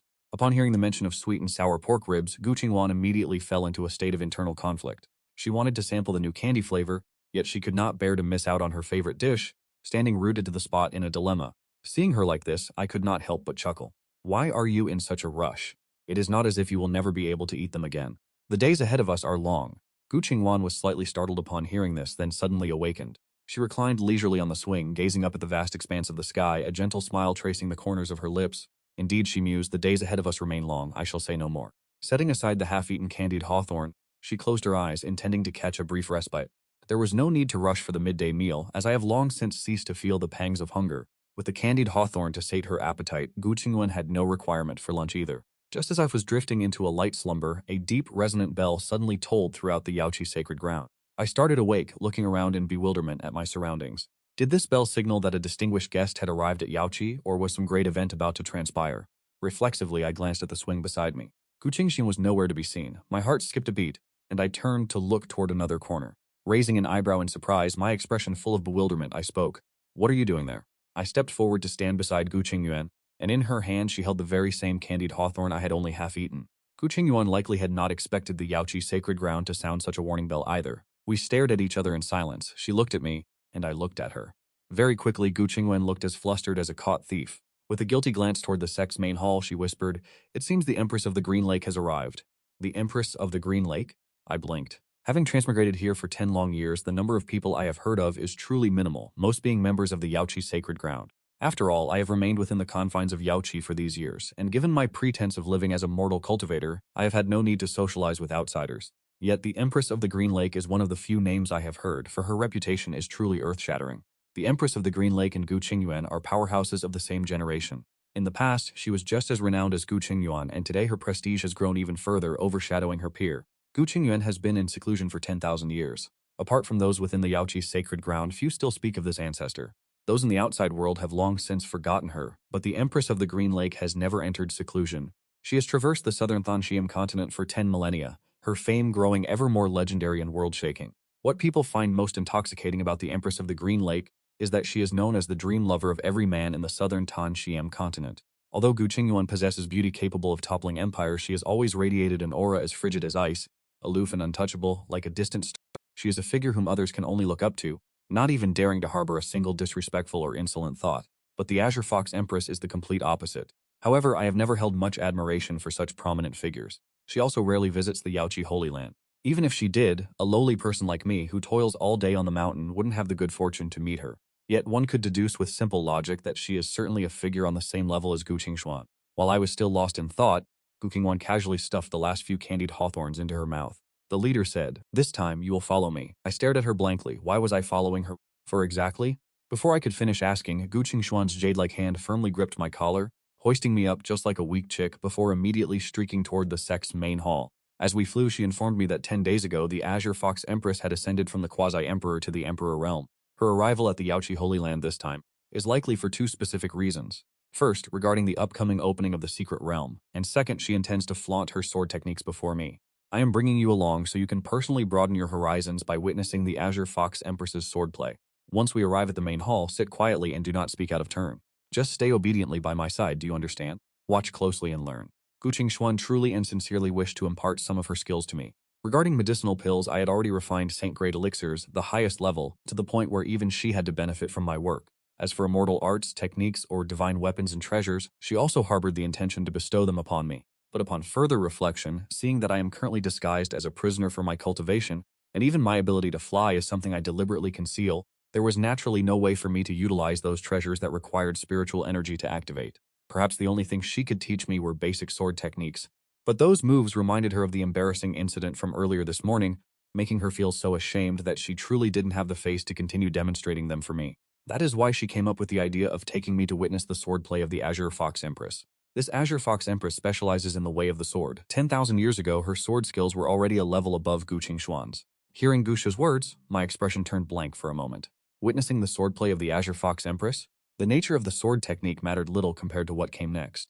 I was curious to see exactly what the Green Fox Empress looked like. Word had it that her appearance was truly breathtaking, was it not? Perhaps she might even be more beautiful than Gu Qingshuan herself.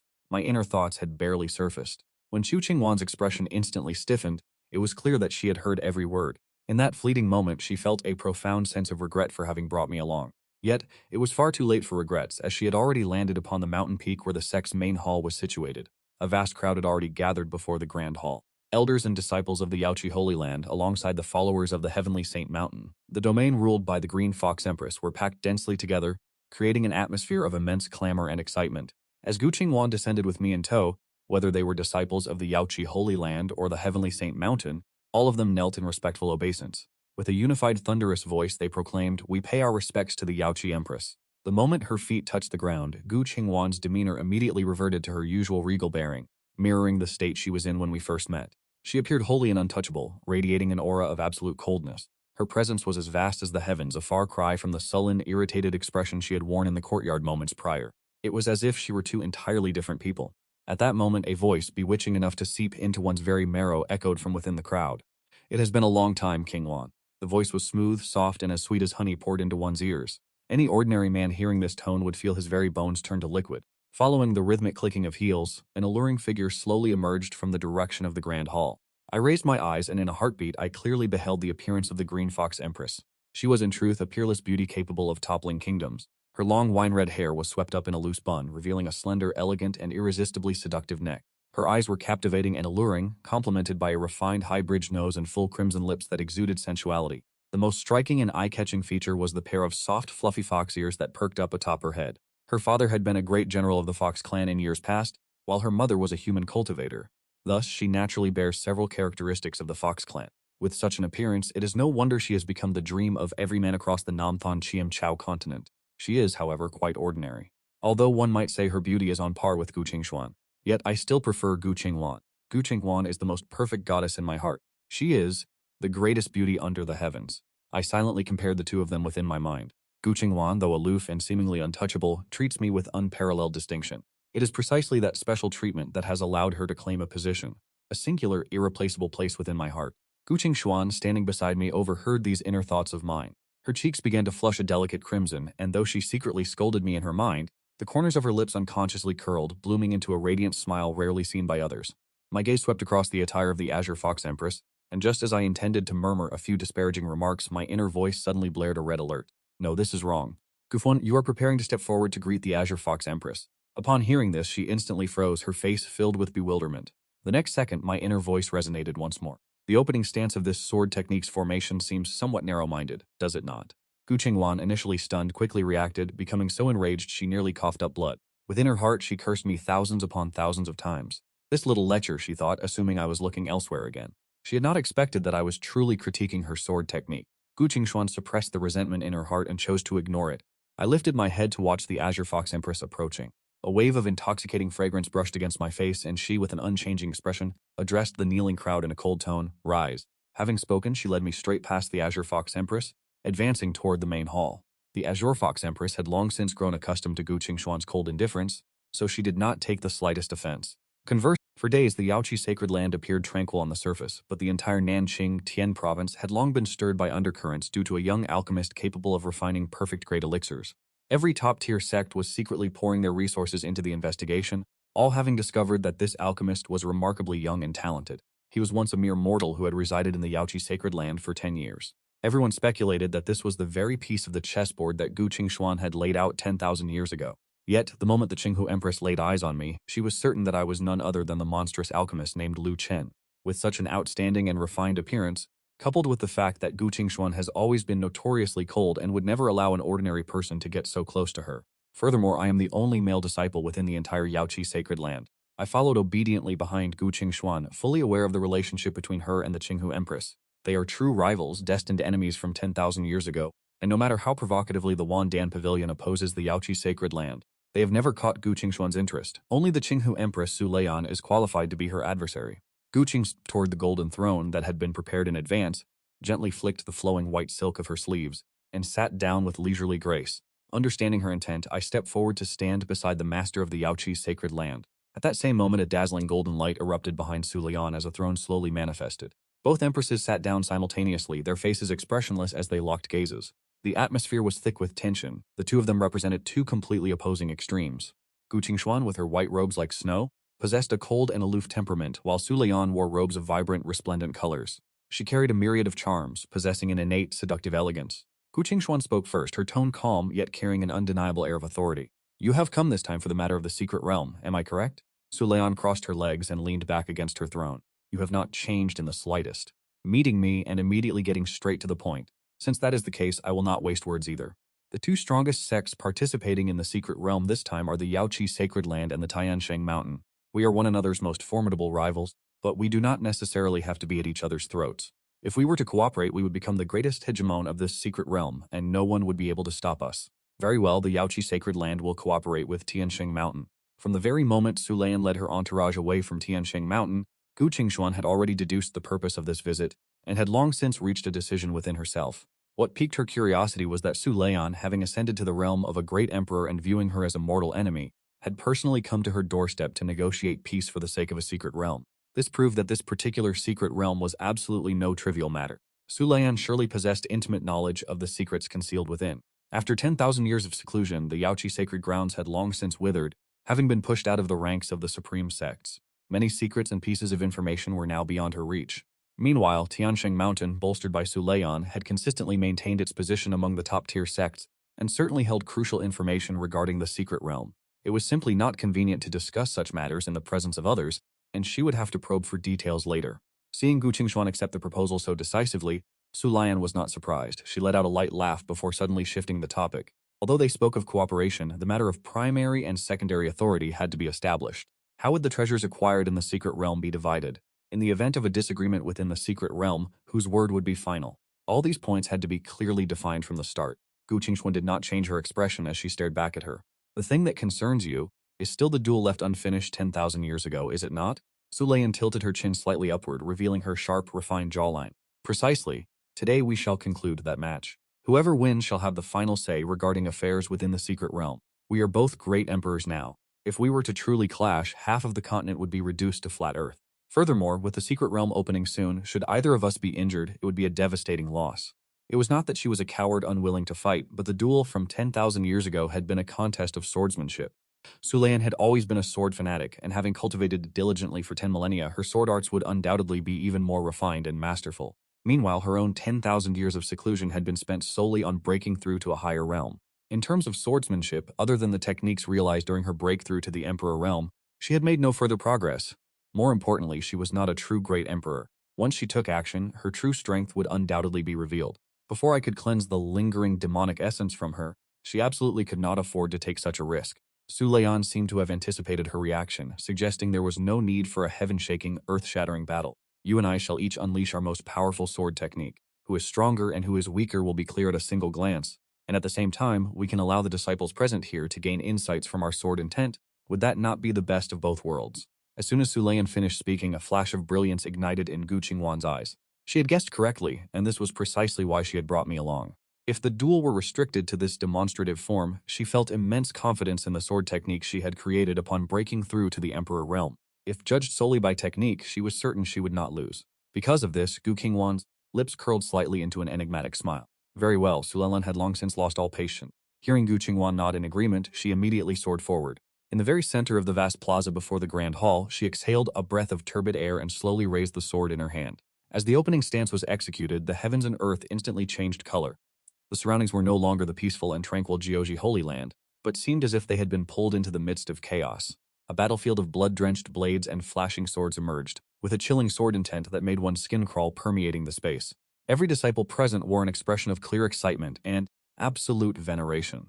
Sword intent was exactly what every sword cultivator fervently desired, the very goal they pursued throughout their entire lives. Gu Qingwan fixed her gaze upon Su Leon in the center of the plaza, her eyes overflowing with shock.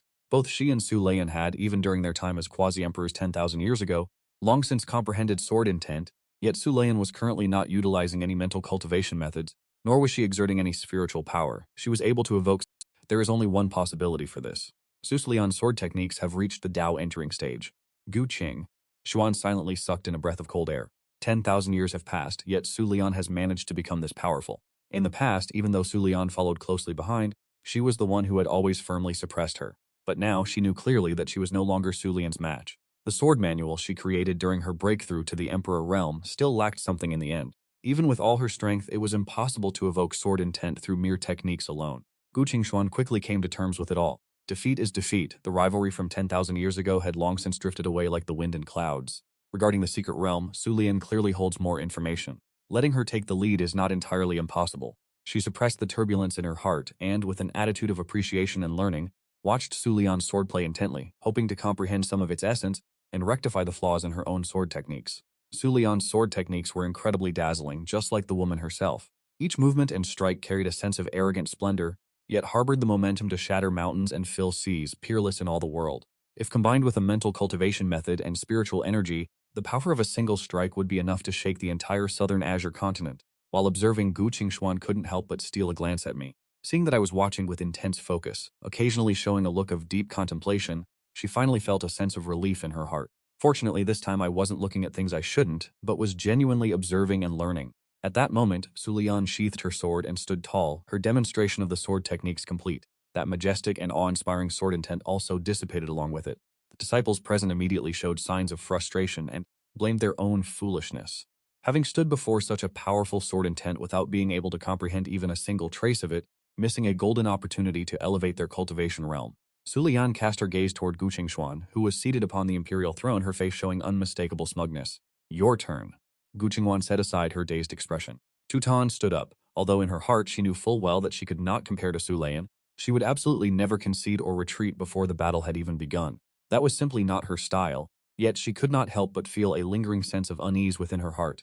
She feared that I would once again utter cutting words to humiliate others, causing her to lose her focus. If such a disgrace were to occur before the crowd, it would truly turn her into a laughingstock for all to see. Just as Gu Qingwan was about to step out into the center of the plaza, the voice of my inner thoughts suddenly resonated.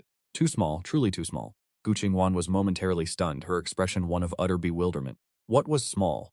Connecting this to my past behaviors, she quickly arrived at a profound misunderstanding. A flame of anger ignited within her heart as she silently cursed me for being a shameless lecher. So it turned out that I had not been paying attention to the sword techniques at all, but was instead leering with improper intentions. But Su Leon's figure is so alluring, she thought. How could anything possibly be small? Before Gu Qingwan could steady her emotions, my inner voice struck once again. It is indeed far too small. The strategic formation of this sword technique is truly too narrow-minded. Gu Qingwan was completely paralyzed, beginning to doubt her own hearing. Sulayan's sword manual, known as Heaven's Inquiry, was an emperor-level technique that I had unearthed from a secret realm. Its most vital essence was the overbearing momentum that dared to challenge the very heavens and earth. Having spent 10,000 years in bitter cultivation, Sulayan had long since honed this sword technique to the pinnacle of perfection and had even integrated her own Tao essence into it, reaching a realm never before seen in history. A sword technique of such overwhelming power, and yet I dared to dismiss its structure as narrow-minded? Gu Qingwan sighed helplessly to herself, assuming I was merely a youth blinded by arrogance speaking without foundation. After all, I was only muttering to myself, never voicing these insults aloud, nor damaging the harmony of the gathering. She turned to cast a glance at me, wishing to convey a warning, forcing me to focus on the remainder of the sword performance. But I continued to stare at Sulayan without blinking, my eyes as clear as a mountain spring, devoid of any dark thoughts, lost in a contemplation that no one could decipher. Kothan Huin reluctantly withdrew her hand, turning to step into the center of the plaza. Sulayan did not return to her imperial throne, but remained rooted to the spot. Seeing Kothan Huin approach, she asked, "I wonder what insight the Jiuji Empress has regarding the sword technique I just displayed. Or perhaps are you still like you were in the past, insisting that my sword technique is just as narrow-minded and base as my character? Petty and despicable." Sulayan's tone was thick with provocation and hostility. Years ago, when they were both young, a single dispute led Kothan Hoyen to openly criticize her for having a sharp tongue, a narrow mind, and a lack of proper upbringing. Those words became a sharp thorn embedded deep in Sulayan's heart, one that could never be removed. Kothan Huyen was born into nobility, and her path of cultivation had always been smooth and favorable. She was destined by heaven to be an existence that the world would look up to with reverence. In contrast, Sulayan carried the mixed blood of both human and fox. In her youth, she endured countless hardships and bitterness, having to exert herself 100 times more than others to achieve what she had today. The one thing she detested most was being told she was narrow-minded. Kothan Huyen slightly furrowed her brows. She certainly had not forgotten the events of the past. Even if she had the chance to go back, she would still offer the same blunt assessment. After all, back then, Sulayan had indeed used shrill and venomous words to berate her for nearly an hour straight. However, in the present moment, if she were to stubbornly claim that Sulayan's sword technique was poor, she would clearly be deceiving both herself and others. But to expect her to bow her head and apologize to Sulayan was absolutely not her style. Thus, for a brief moment, she found herself pushed into a difficult, awkward impasse. Sulayan stared at her with a provocative, scrutinizing gaze. At that very moment of awkward silence, my inner voice echoed directly into Kothan Hoyen's ears. She is indeed a bit narrow-minded. But what does being narrow-minded even matter? What does it matter if one is narrow-minded regarding the heavens and earth? I, as a sword cultivator, have already mastered various sword techniques and heart manuals gifted by the system to their absolute peak. The moment Sulayan executed those few moves, I saw through the methodology and simultaneously grasped there are sword techniques rooted in passion, some built upon the foundation of righteousness, and others that place the fate of the nation at their core. But the sword technique that Sulayan cultivates is defined by a single word: madness. It is a sword art daring enough to challenge the very heavens and earth. What, then, is there to fear? Since one has chosen the path of madness, one must be mad until the very end. What does the heaven and earth matter, anyway? By cultivating with such a state of mind, the power of this sword technique will undoubtedly ascend to an even greater level. Every single word of my inner thoughts reached Gu Qingxuan's ears without omission. She was struck as if by lightning, frozen in her tracks. Her heart even skipped a beat. As the premier sword cultivator of 10,000 years ago, Gu Qingxuan quickly collected herself and began to contemplate in her mind. If this state of mind were applied to the execution of sword techniques, it would bring about a feeling of parting the clouds to see the sun. She felt enlightened. She suddenly realized that the words I had just spoken could also be perfectly applied to her own sword arts. She had long been troubled, unable to discern what was lacking in her own cultivation. In this very moment, she finally understood. What was missing was that aura of being the sole sovereign of the world. However, my critique was originally intended for Sulayan, so it could not be applied to her without nuance. The sword technique that Gu Qingxuan practices is not defined by madness, but by pride. It required her to adapt to circumstances, to infer 10 things from one, and as the most powerful figure in Nanqing Zhanzhou 10,000 years ago, she quickly grasped the essence of my words and sought to integrate them into her own sword technique. Yet whether this idea could be successfully implemented, she was not entirely sure. At this moment, she was filled with hope that I might focus on observing her sword techniques and offer her some guidance. Gu Qingxuan turned her head slightly, her deep gaze fixed upon me, her eyes brimming with shock. Yet my eyes remained fixed upon Sulayan. My mind was drifting, and she secretly lamented to herself, wondering just how much of a monstrous genius this damn brat truly was. Just as she waited for me to continue revealing my inner thoughts to guide her, all that reached her ears were trivial, incoherent mutterings. Gu Qingxuan's face flushed red as she shot me an intense, glaring look. She silently cursed me as a lecher, but seeing that I paid her absolutely no mind, she could only huff coldly and turn her attention back to Sulayan. Yet, intentionally or otherwise, her gaze drifted towards Sulayan's ample bosom. Sulayan at this moment was staring at Gu Qingxuan with an incredibly strange expression, her heart filled with suspicion. Why does this Gu Qingshuan keep turning her head to look at me while I stand beside the emperor's throne? Furthermore, although her face remained devoid of expression, it was clear that she was not paying attention at all. Before this very duel, he was even continuously assessing my cultivation base. Could it be that after 10,000 years of seclusion, he has contracted some incurable illness? Just as Su Lian prepared to taunt him once more, Gu Qingshuan tilted his head slightly upward, wearing his trademark expression of arrogant disdain. Your perception is truly limited. As these words were spoken, everyone present was struck with utter astonishment. Su Lian appeared quite surprised as well, retorting mockingly, belittling others will not elevate your own standing. Great Emperor, why not let me broaden your horizons and show you what true mastery looks like? Su Lian was supremely confident that her sword art currently stood unrivaled in the Nanqing Jianzhou region. With an aura so fierce it could swallow mountains and rivers, she believed Gu Qingshuan was merely posturing, unable to stomach the feeling of being surpassed immediately after emerging from seclusion. But before she could finish her sentence, Gu Qingshuan strode toward the center of the plaza, his expression void of emotion as he spoke, dare to ask, what do the heavens and earth even signify? We are already great emperors, having transcended the ethics and rules of the world. Why must one still seek validation from the heavens? Have the rules of this world not long been trampled beneath our very feet? What are the heavens anyway? We are, after all, great emperors. Gu Qingshuan had taken the thoughts from the depths of my mind and refined them, discarding any coarse language. The moment these words were uttered, the entire Grand Plaza fell into a deathly silence. Everyone was shaken to their core by this declaration. Su Lian stood frozen in place. Her ruby-red lips parted slightly, her face filled with disbelief. These words were like a splash of cold water, instantly awakening her comprehension of the sword path. In the blink of an eye, her cultivation soared by several realms.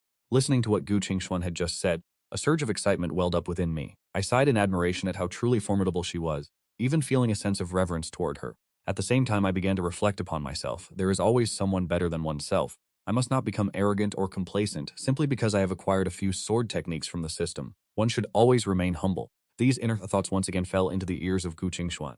A faint blush rose to her cheeks as she secretly scoffed in her heart, yet she reasoned that since I now considered her family, using my words to deceive Su Lian was not entirely blameworthy. Beyond the utter shock she felt, a sliver of suspicion began to sprout within Su Lian's heart. She knew full well that Gu Qingshuan had been in seclusion for 10,000 years, dedicated solely to breaking through to the Emperor realm with absolutely no time to spare for cultivating sword techniques. Their innate talents were originally evenly matched, and having painstakingly cultivated for 10 millennia herself, there was no logical reason for Gu Qingshuan to have surpassed her. And yet, those words had clearly been spoken by Gu Qingshuan's own lips. She suddenly recalled my air of utter disdain for everyone while she displayed the sword technique, at which time everyone present had worn an expression of profound shock, save for me, who had displayed an expression of complete indifference. Furthermore, Gu Qingshuan kept glancing back at me repeatedly. Could it be that this really has something to do with this young man? But Su Lian quickly dismissed this conjecture. A mere glance was enough for her to determine my true cultivation level, which was undoubtedly under 100 years. I was certainly no hidden grandmaster or reincarnated great emperor. Even if I were the darling of the heavenly Tao, it would be impossible to achieve such astonishing heights in the field of alchemy within a decade while simultaneously reaching such a terrifying realm in the path of the sword. Although there was no concrete proof, her intuition warned her that this matter was inextricably linked to me. Meanwhile, Gu Qingshuan had already composed her state of mind. As her figure radiated a brilliant glowing aura, and an ethereal holy essence surged forth, instantly dissipating the lingering sword intent left by Su Lian. Su Lian's face was filled with utter astonishment. Gu Qingshuan had not yet attacked, nor had she even drawn her blade, yet she was able to manifest sword intent simply through the pressure of her aura. Then a jade sword appeared in Gu Qingshuan's hand, and ignoring Su Lian's terror, she turned her head toward me and whispered a directive, "Watch carefully," to which I immediately nodded repeatedly. "Rest assured, old ancestor, your grand disciple will certainly study with undivided attention." Standing to the side, Su Lian furrowed her brows, even more suspicious that this matter was intimately connected to me. Could it be that she thought this was merely— Gu Qingshuan paid no heed to his hunger. She desired only that I focus entirely on her swordsmanship. She hoped to glean further guidance through the secrets of my inner thoughts. In the following moment, Gu Qingshuan began to execute her sword techniques. With merely the opening strike, she had everyone present mesmerized as if under a spell. Her swordsmanship not only possessed a wholly ethereal grace but also contained an aura of supreme transcendence, a sense of disdain for the heavens and the earth. It seemed as though all things in this world were insignificant and beneath her gaze. Su Lian was struck with profound astonishment. Even as a great emperor herself, she found her spirit swayed by this surge of sword intent, causing a sudden sense of admiration and reverence to arise within her. She hurriedly gritted her teeth, exerting all her strength to suppress such thoughts. Gu Qingshuan also sensed the transformation occurring within her own sword intent. Her heart brimmed with joy, and she cast a secret glance in my direction, eager to see my reaction. Little did she expect to hear my inner voice. Good heavens, Gu Qingshuan is truly breathtakingly beautiful. With such a woman before me, how could I possibly find the heart to watch her swordplay? How could mere swordsmanship ever compare to her elegance? Gu Qingshuan's face flushed a deep crimson, yet she felt no anger. She quickly regained her focus and devoted herself to performing the sword techniques. The subsequent movements grew increasingly mystical and arrogant, reminiscent of soaring mountains and flowing rivers, or clear sunlight reflecting upon white snow, leaving the onlookers with no choice but to gaze up in utter submission. Once the sequence of strikes concluded, the outcome was clear. Gu Qingshuan stepped forward. Su Leon, still caught in a state of shock, asked, "Who do you think has won?" Su Leon admitted her defeat with complete honesty. "Naturally, it is you." She was not the type of person to be bitter in defeat, especially since in every duel with Gu Qingshuan over the past 10,000 years, she had always remained a level below. Gu Qingshuan did not say much. She knew well that her victory was entirely due to my guidance, and she felt no need to act boastful or display false pride. Su Leon shifted the topic to matters concerning the secret realm. "I am sure you and the Yaoqi Sacred Land are not entirely clear on the details, but we can discuss this in a few days. There is no need to rush. I must enter seclusion immediately, so I shall temporarily take shelter within the Yaoqi Sacred Land for the next few days." In truth, her objective was to seize this opportunity to investigate the root of the matter. She sought to determine whether I was truly the mastermind, standing behind the scenes. Since the discussions regarding the secret realm were concluded, there was no reason left to linger at the Jade Pool. Gu Qingshuan did not think twice. She trusted that Sulain was a true sword fanatic, and that after comprehending the sword technique, she was eager to enter seclusion to consolidate her gains. Furthermore, negotiating the matters of the secret realm was not a task that could be settled in a single day. More importantly, she was still eyeing the sweet and sour pork ribs I had prepared, fearing that if the discussions dragged on into the late night, she would miss out on dinner. She immediately instructed the Holy Master of the Jade Pool to arrange accommodations for Su Leon. Before leaving, Su Leon turned back and cast a profound gaze upon me, secretly thinking that this boy must be hiding some heaven-shaking secret. I watched as Su Leon's silhouette faded into the distance, my mind wandering as I imagined what it would feel like to touch the fox ears atop her head. Now that she had departed, I felt a pang of regret for not having looked long enough. I offered a forced, awkward smile. Gu Qingshuan did not utter a word. She grabbed the back of my collar and dragged me through the sky, flying swiftly toward Shenyun Peak. On the way, she asked if I had learned anything today. I put on a mask of pure ignorance. She suppressed the feeling of helplessness in her heart and asked again, "Did you at least learn a little of my sword technique?" I hurried to offer some flattering praise, but she immediately cut me off, signaling me to be silent. In truth, Gu Qingshuan was not angry. She had discovered the path of the sword that belonged to her, and she felt deeply grateful. She also understood that she could not rely on me forever. After returning to Shenyun Peak, I headed to the kitchen to cook as I did every day.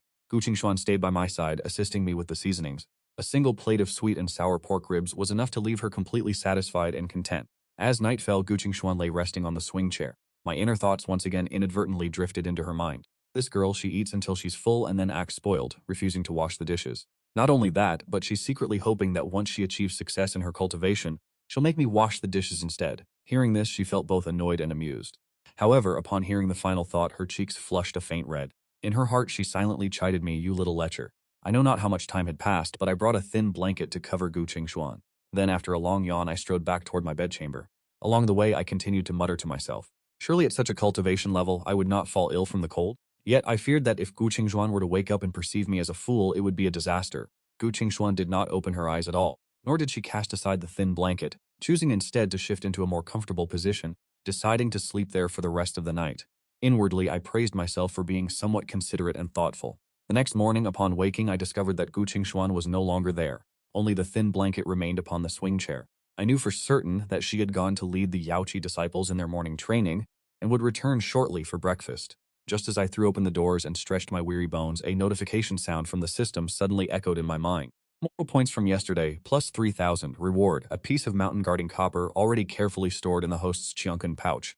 I was left utterly stunned, frozen in place. Mountain guarding copper, though I am not intimately familiar with every mythological legend, the system has provided me with numerous manuals for study, within which this was recorded clearly.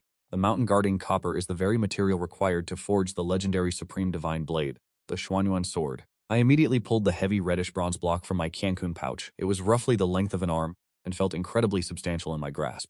I tossed the piece of mountain guarding copper up and down several times, reflecting on how I had long since practiced the crafting techniques bestowed upon me by the system to their absolute peak. I was also well versed in the methods for forging the Xuanyuan sword. From the materials to the craftsmanship, I was entirely capable of producing an authentic Xuanyuan sword.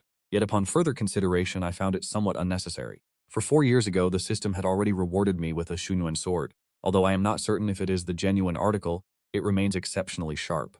It is simply that I have always held the philosophy that one's own inner strength is the fundamental root and that weapons and artifacts are of little importance, so I have left that sword gathering dust in my Kyankun pouch until this very day. And what I found most puzzling of all was how my mortal points from yesterday. I pondered the matter carefully. Yesterday, apart from my mundane daily chores, I descended the mountain to gather hawthorn berries. Beyond tending to the chickens, there was also a visit from Sulayan. Reflecting on it, going to the mountain to harvest seeds felt profoundly like the cyclical labor of a mortal farmer. It was precisely for this reason that I acquired a significant amount of mortal points. Watching the duel between Sulayan and Gu Qinghuan was likely evaluated by the system as an act of learning, which explains the bonus points I received. Thinking this, I could not help but feel a deep sense of shame. It has taken me 10 years of constant reinforcement to truly grasp the scoring rules of this system. Looking back at the time before, when I earned only 1 or 200 mortal points each day, I feel a sense of regret.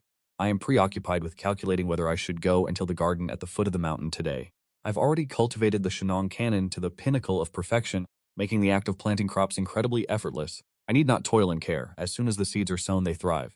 Suddenly, a voice drifted from the courtyard, and I instinctively asked, "Why have you returned so early today?" However, the words died on my lips before I could finish, because the person who had arrived was not Gu Qinghuan but Su Layan. Su Layan maintained her elegant and graceful demeanor today, draped in a black cloak with bold, daring slits that revealed her lethal allure. Yet I dared not gaze upon her as casually as I did with Gu Qinghuan. After all, the ruthless cruelty of Su Layan, even though I have spent all year secluded on Shenyun Peak, is a reputation I have heard of often. The ancestral master is currently in the Great Hall, delivering a lecture to the disciples of Yaoqi. I wondered to myself, did Su Layan not say yesterday that she intended to go into secluded meditation? How could she have emerged so quickly? Su Layan blinked her mesmerizing, alluring eyes, and as she sauntered toward me, she began to speak in a languid tone. Yet before she could finish her sentence, her gaze landed on the piece of Shoshan copper in my hand. Her voice and expression immediately turned grave. "Little brother, what is that in your hand?" I was startled, only then realizing that I had not yet put away the piece of Shoshan copper. Observing the profound shock on Su Layan's expression, I knew full well that she had realized this object was far from ordinary. After all, she is a great emperor. I had managed to recognize this piece of guardian copper myself. It radiated an exceptionally dense aura of the holy path. It was just that I did not know this object was called guardian copper, nor did I understand its true purpose. I hurriedly panicked and stowed the piece of guardian copper away. I forced a stiff smile, claiming it was merely a strange stone I had stumbled upon by chance. I was just contemplating what use I could put it to. Upon hearing this, Su Layan did not believe a single word of it. How could there possibly be a strange stone found by the roadside that possesses such a perfectly uniform square shape? I speculated to myself in secret. This item was undoubtedly bestowed upon me by Guingwan. That aura of the holy path was so formidable that it could easily shatter any danger in this world. Since when did Gu Qingwan possess such a treasure, and why would she casually gift it to me? Although her heart was filled with doubts, Su Layan did not continue to press the issue further. The main purpose of her visit here was primarily to clarify the circumstances regarding the sword technique display from yesterday. Before Su Layan could even voice her interrogation, I turned around and strolled calmly straight into the kitchen. "Perhaps you should just sit and wait a moment. The Grand Master will return shortly after finishing her lecture. I am going to prepare breakfast now." I felt there was absolutely no need for me to act overly servile or respectful in front of Su Layan. After all, I do not rely on her for my livelihood. Even Gu Qinghuan, should she happen to displease me, would have to act cautiously and appease me, for fear that she would have no meal to eat at night. Su Layan stood rooted to the spot. She stared blankly at my back as I turned away without the slightest hint of hesitation or courtesy. Her delicate eyebrows furrowed slightly, and she felt a sense of bewilderment in her heart. Could it be that this young lad has some issues with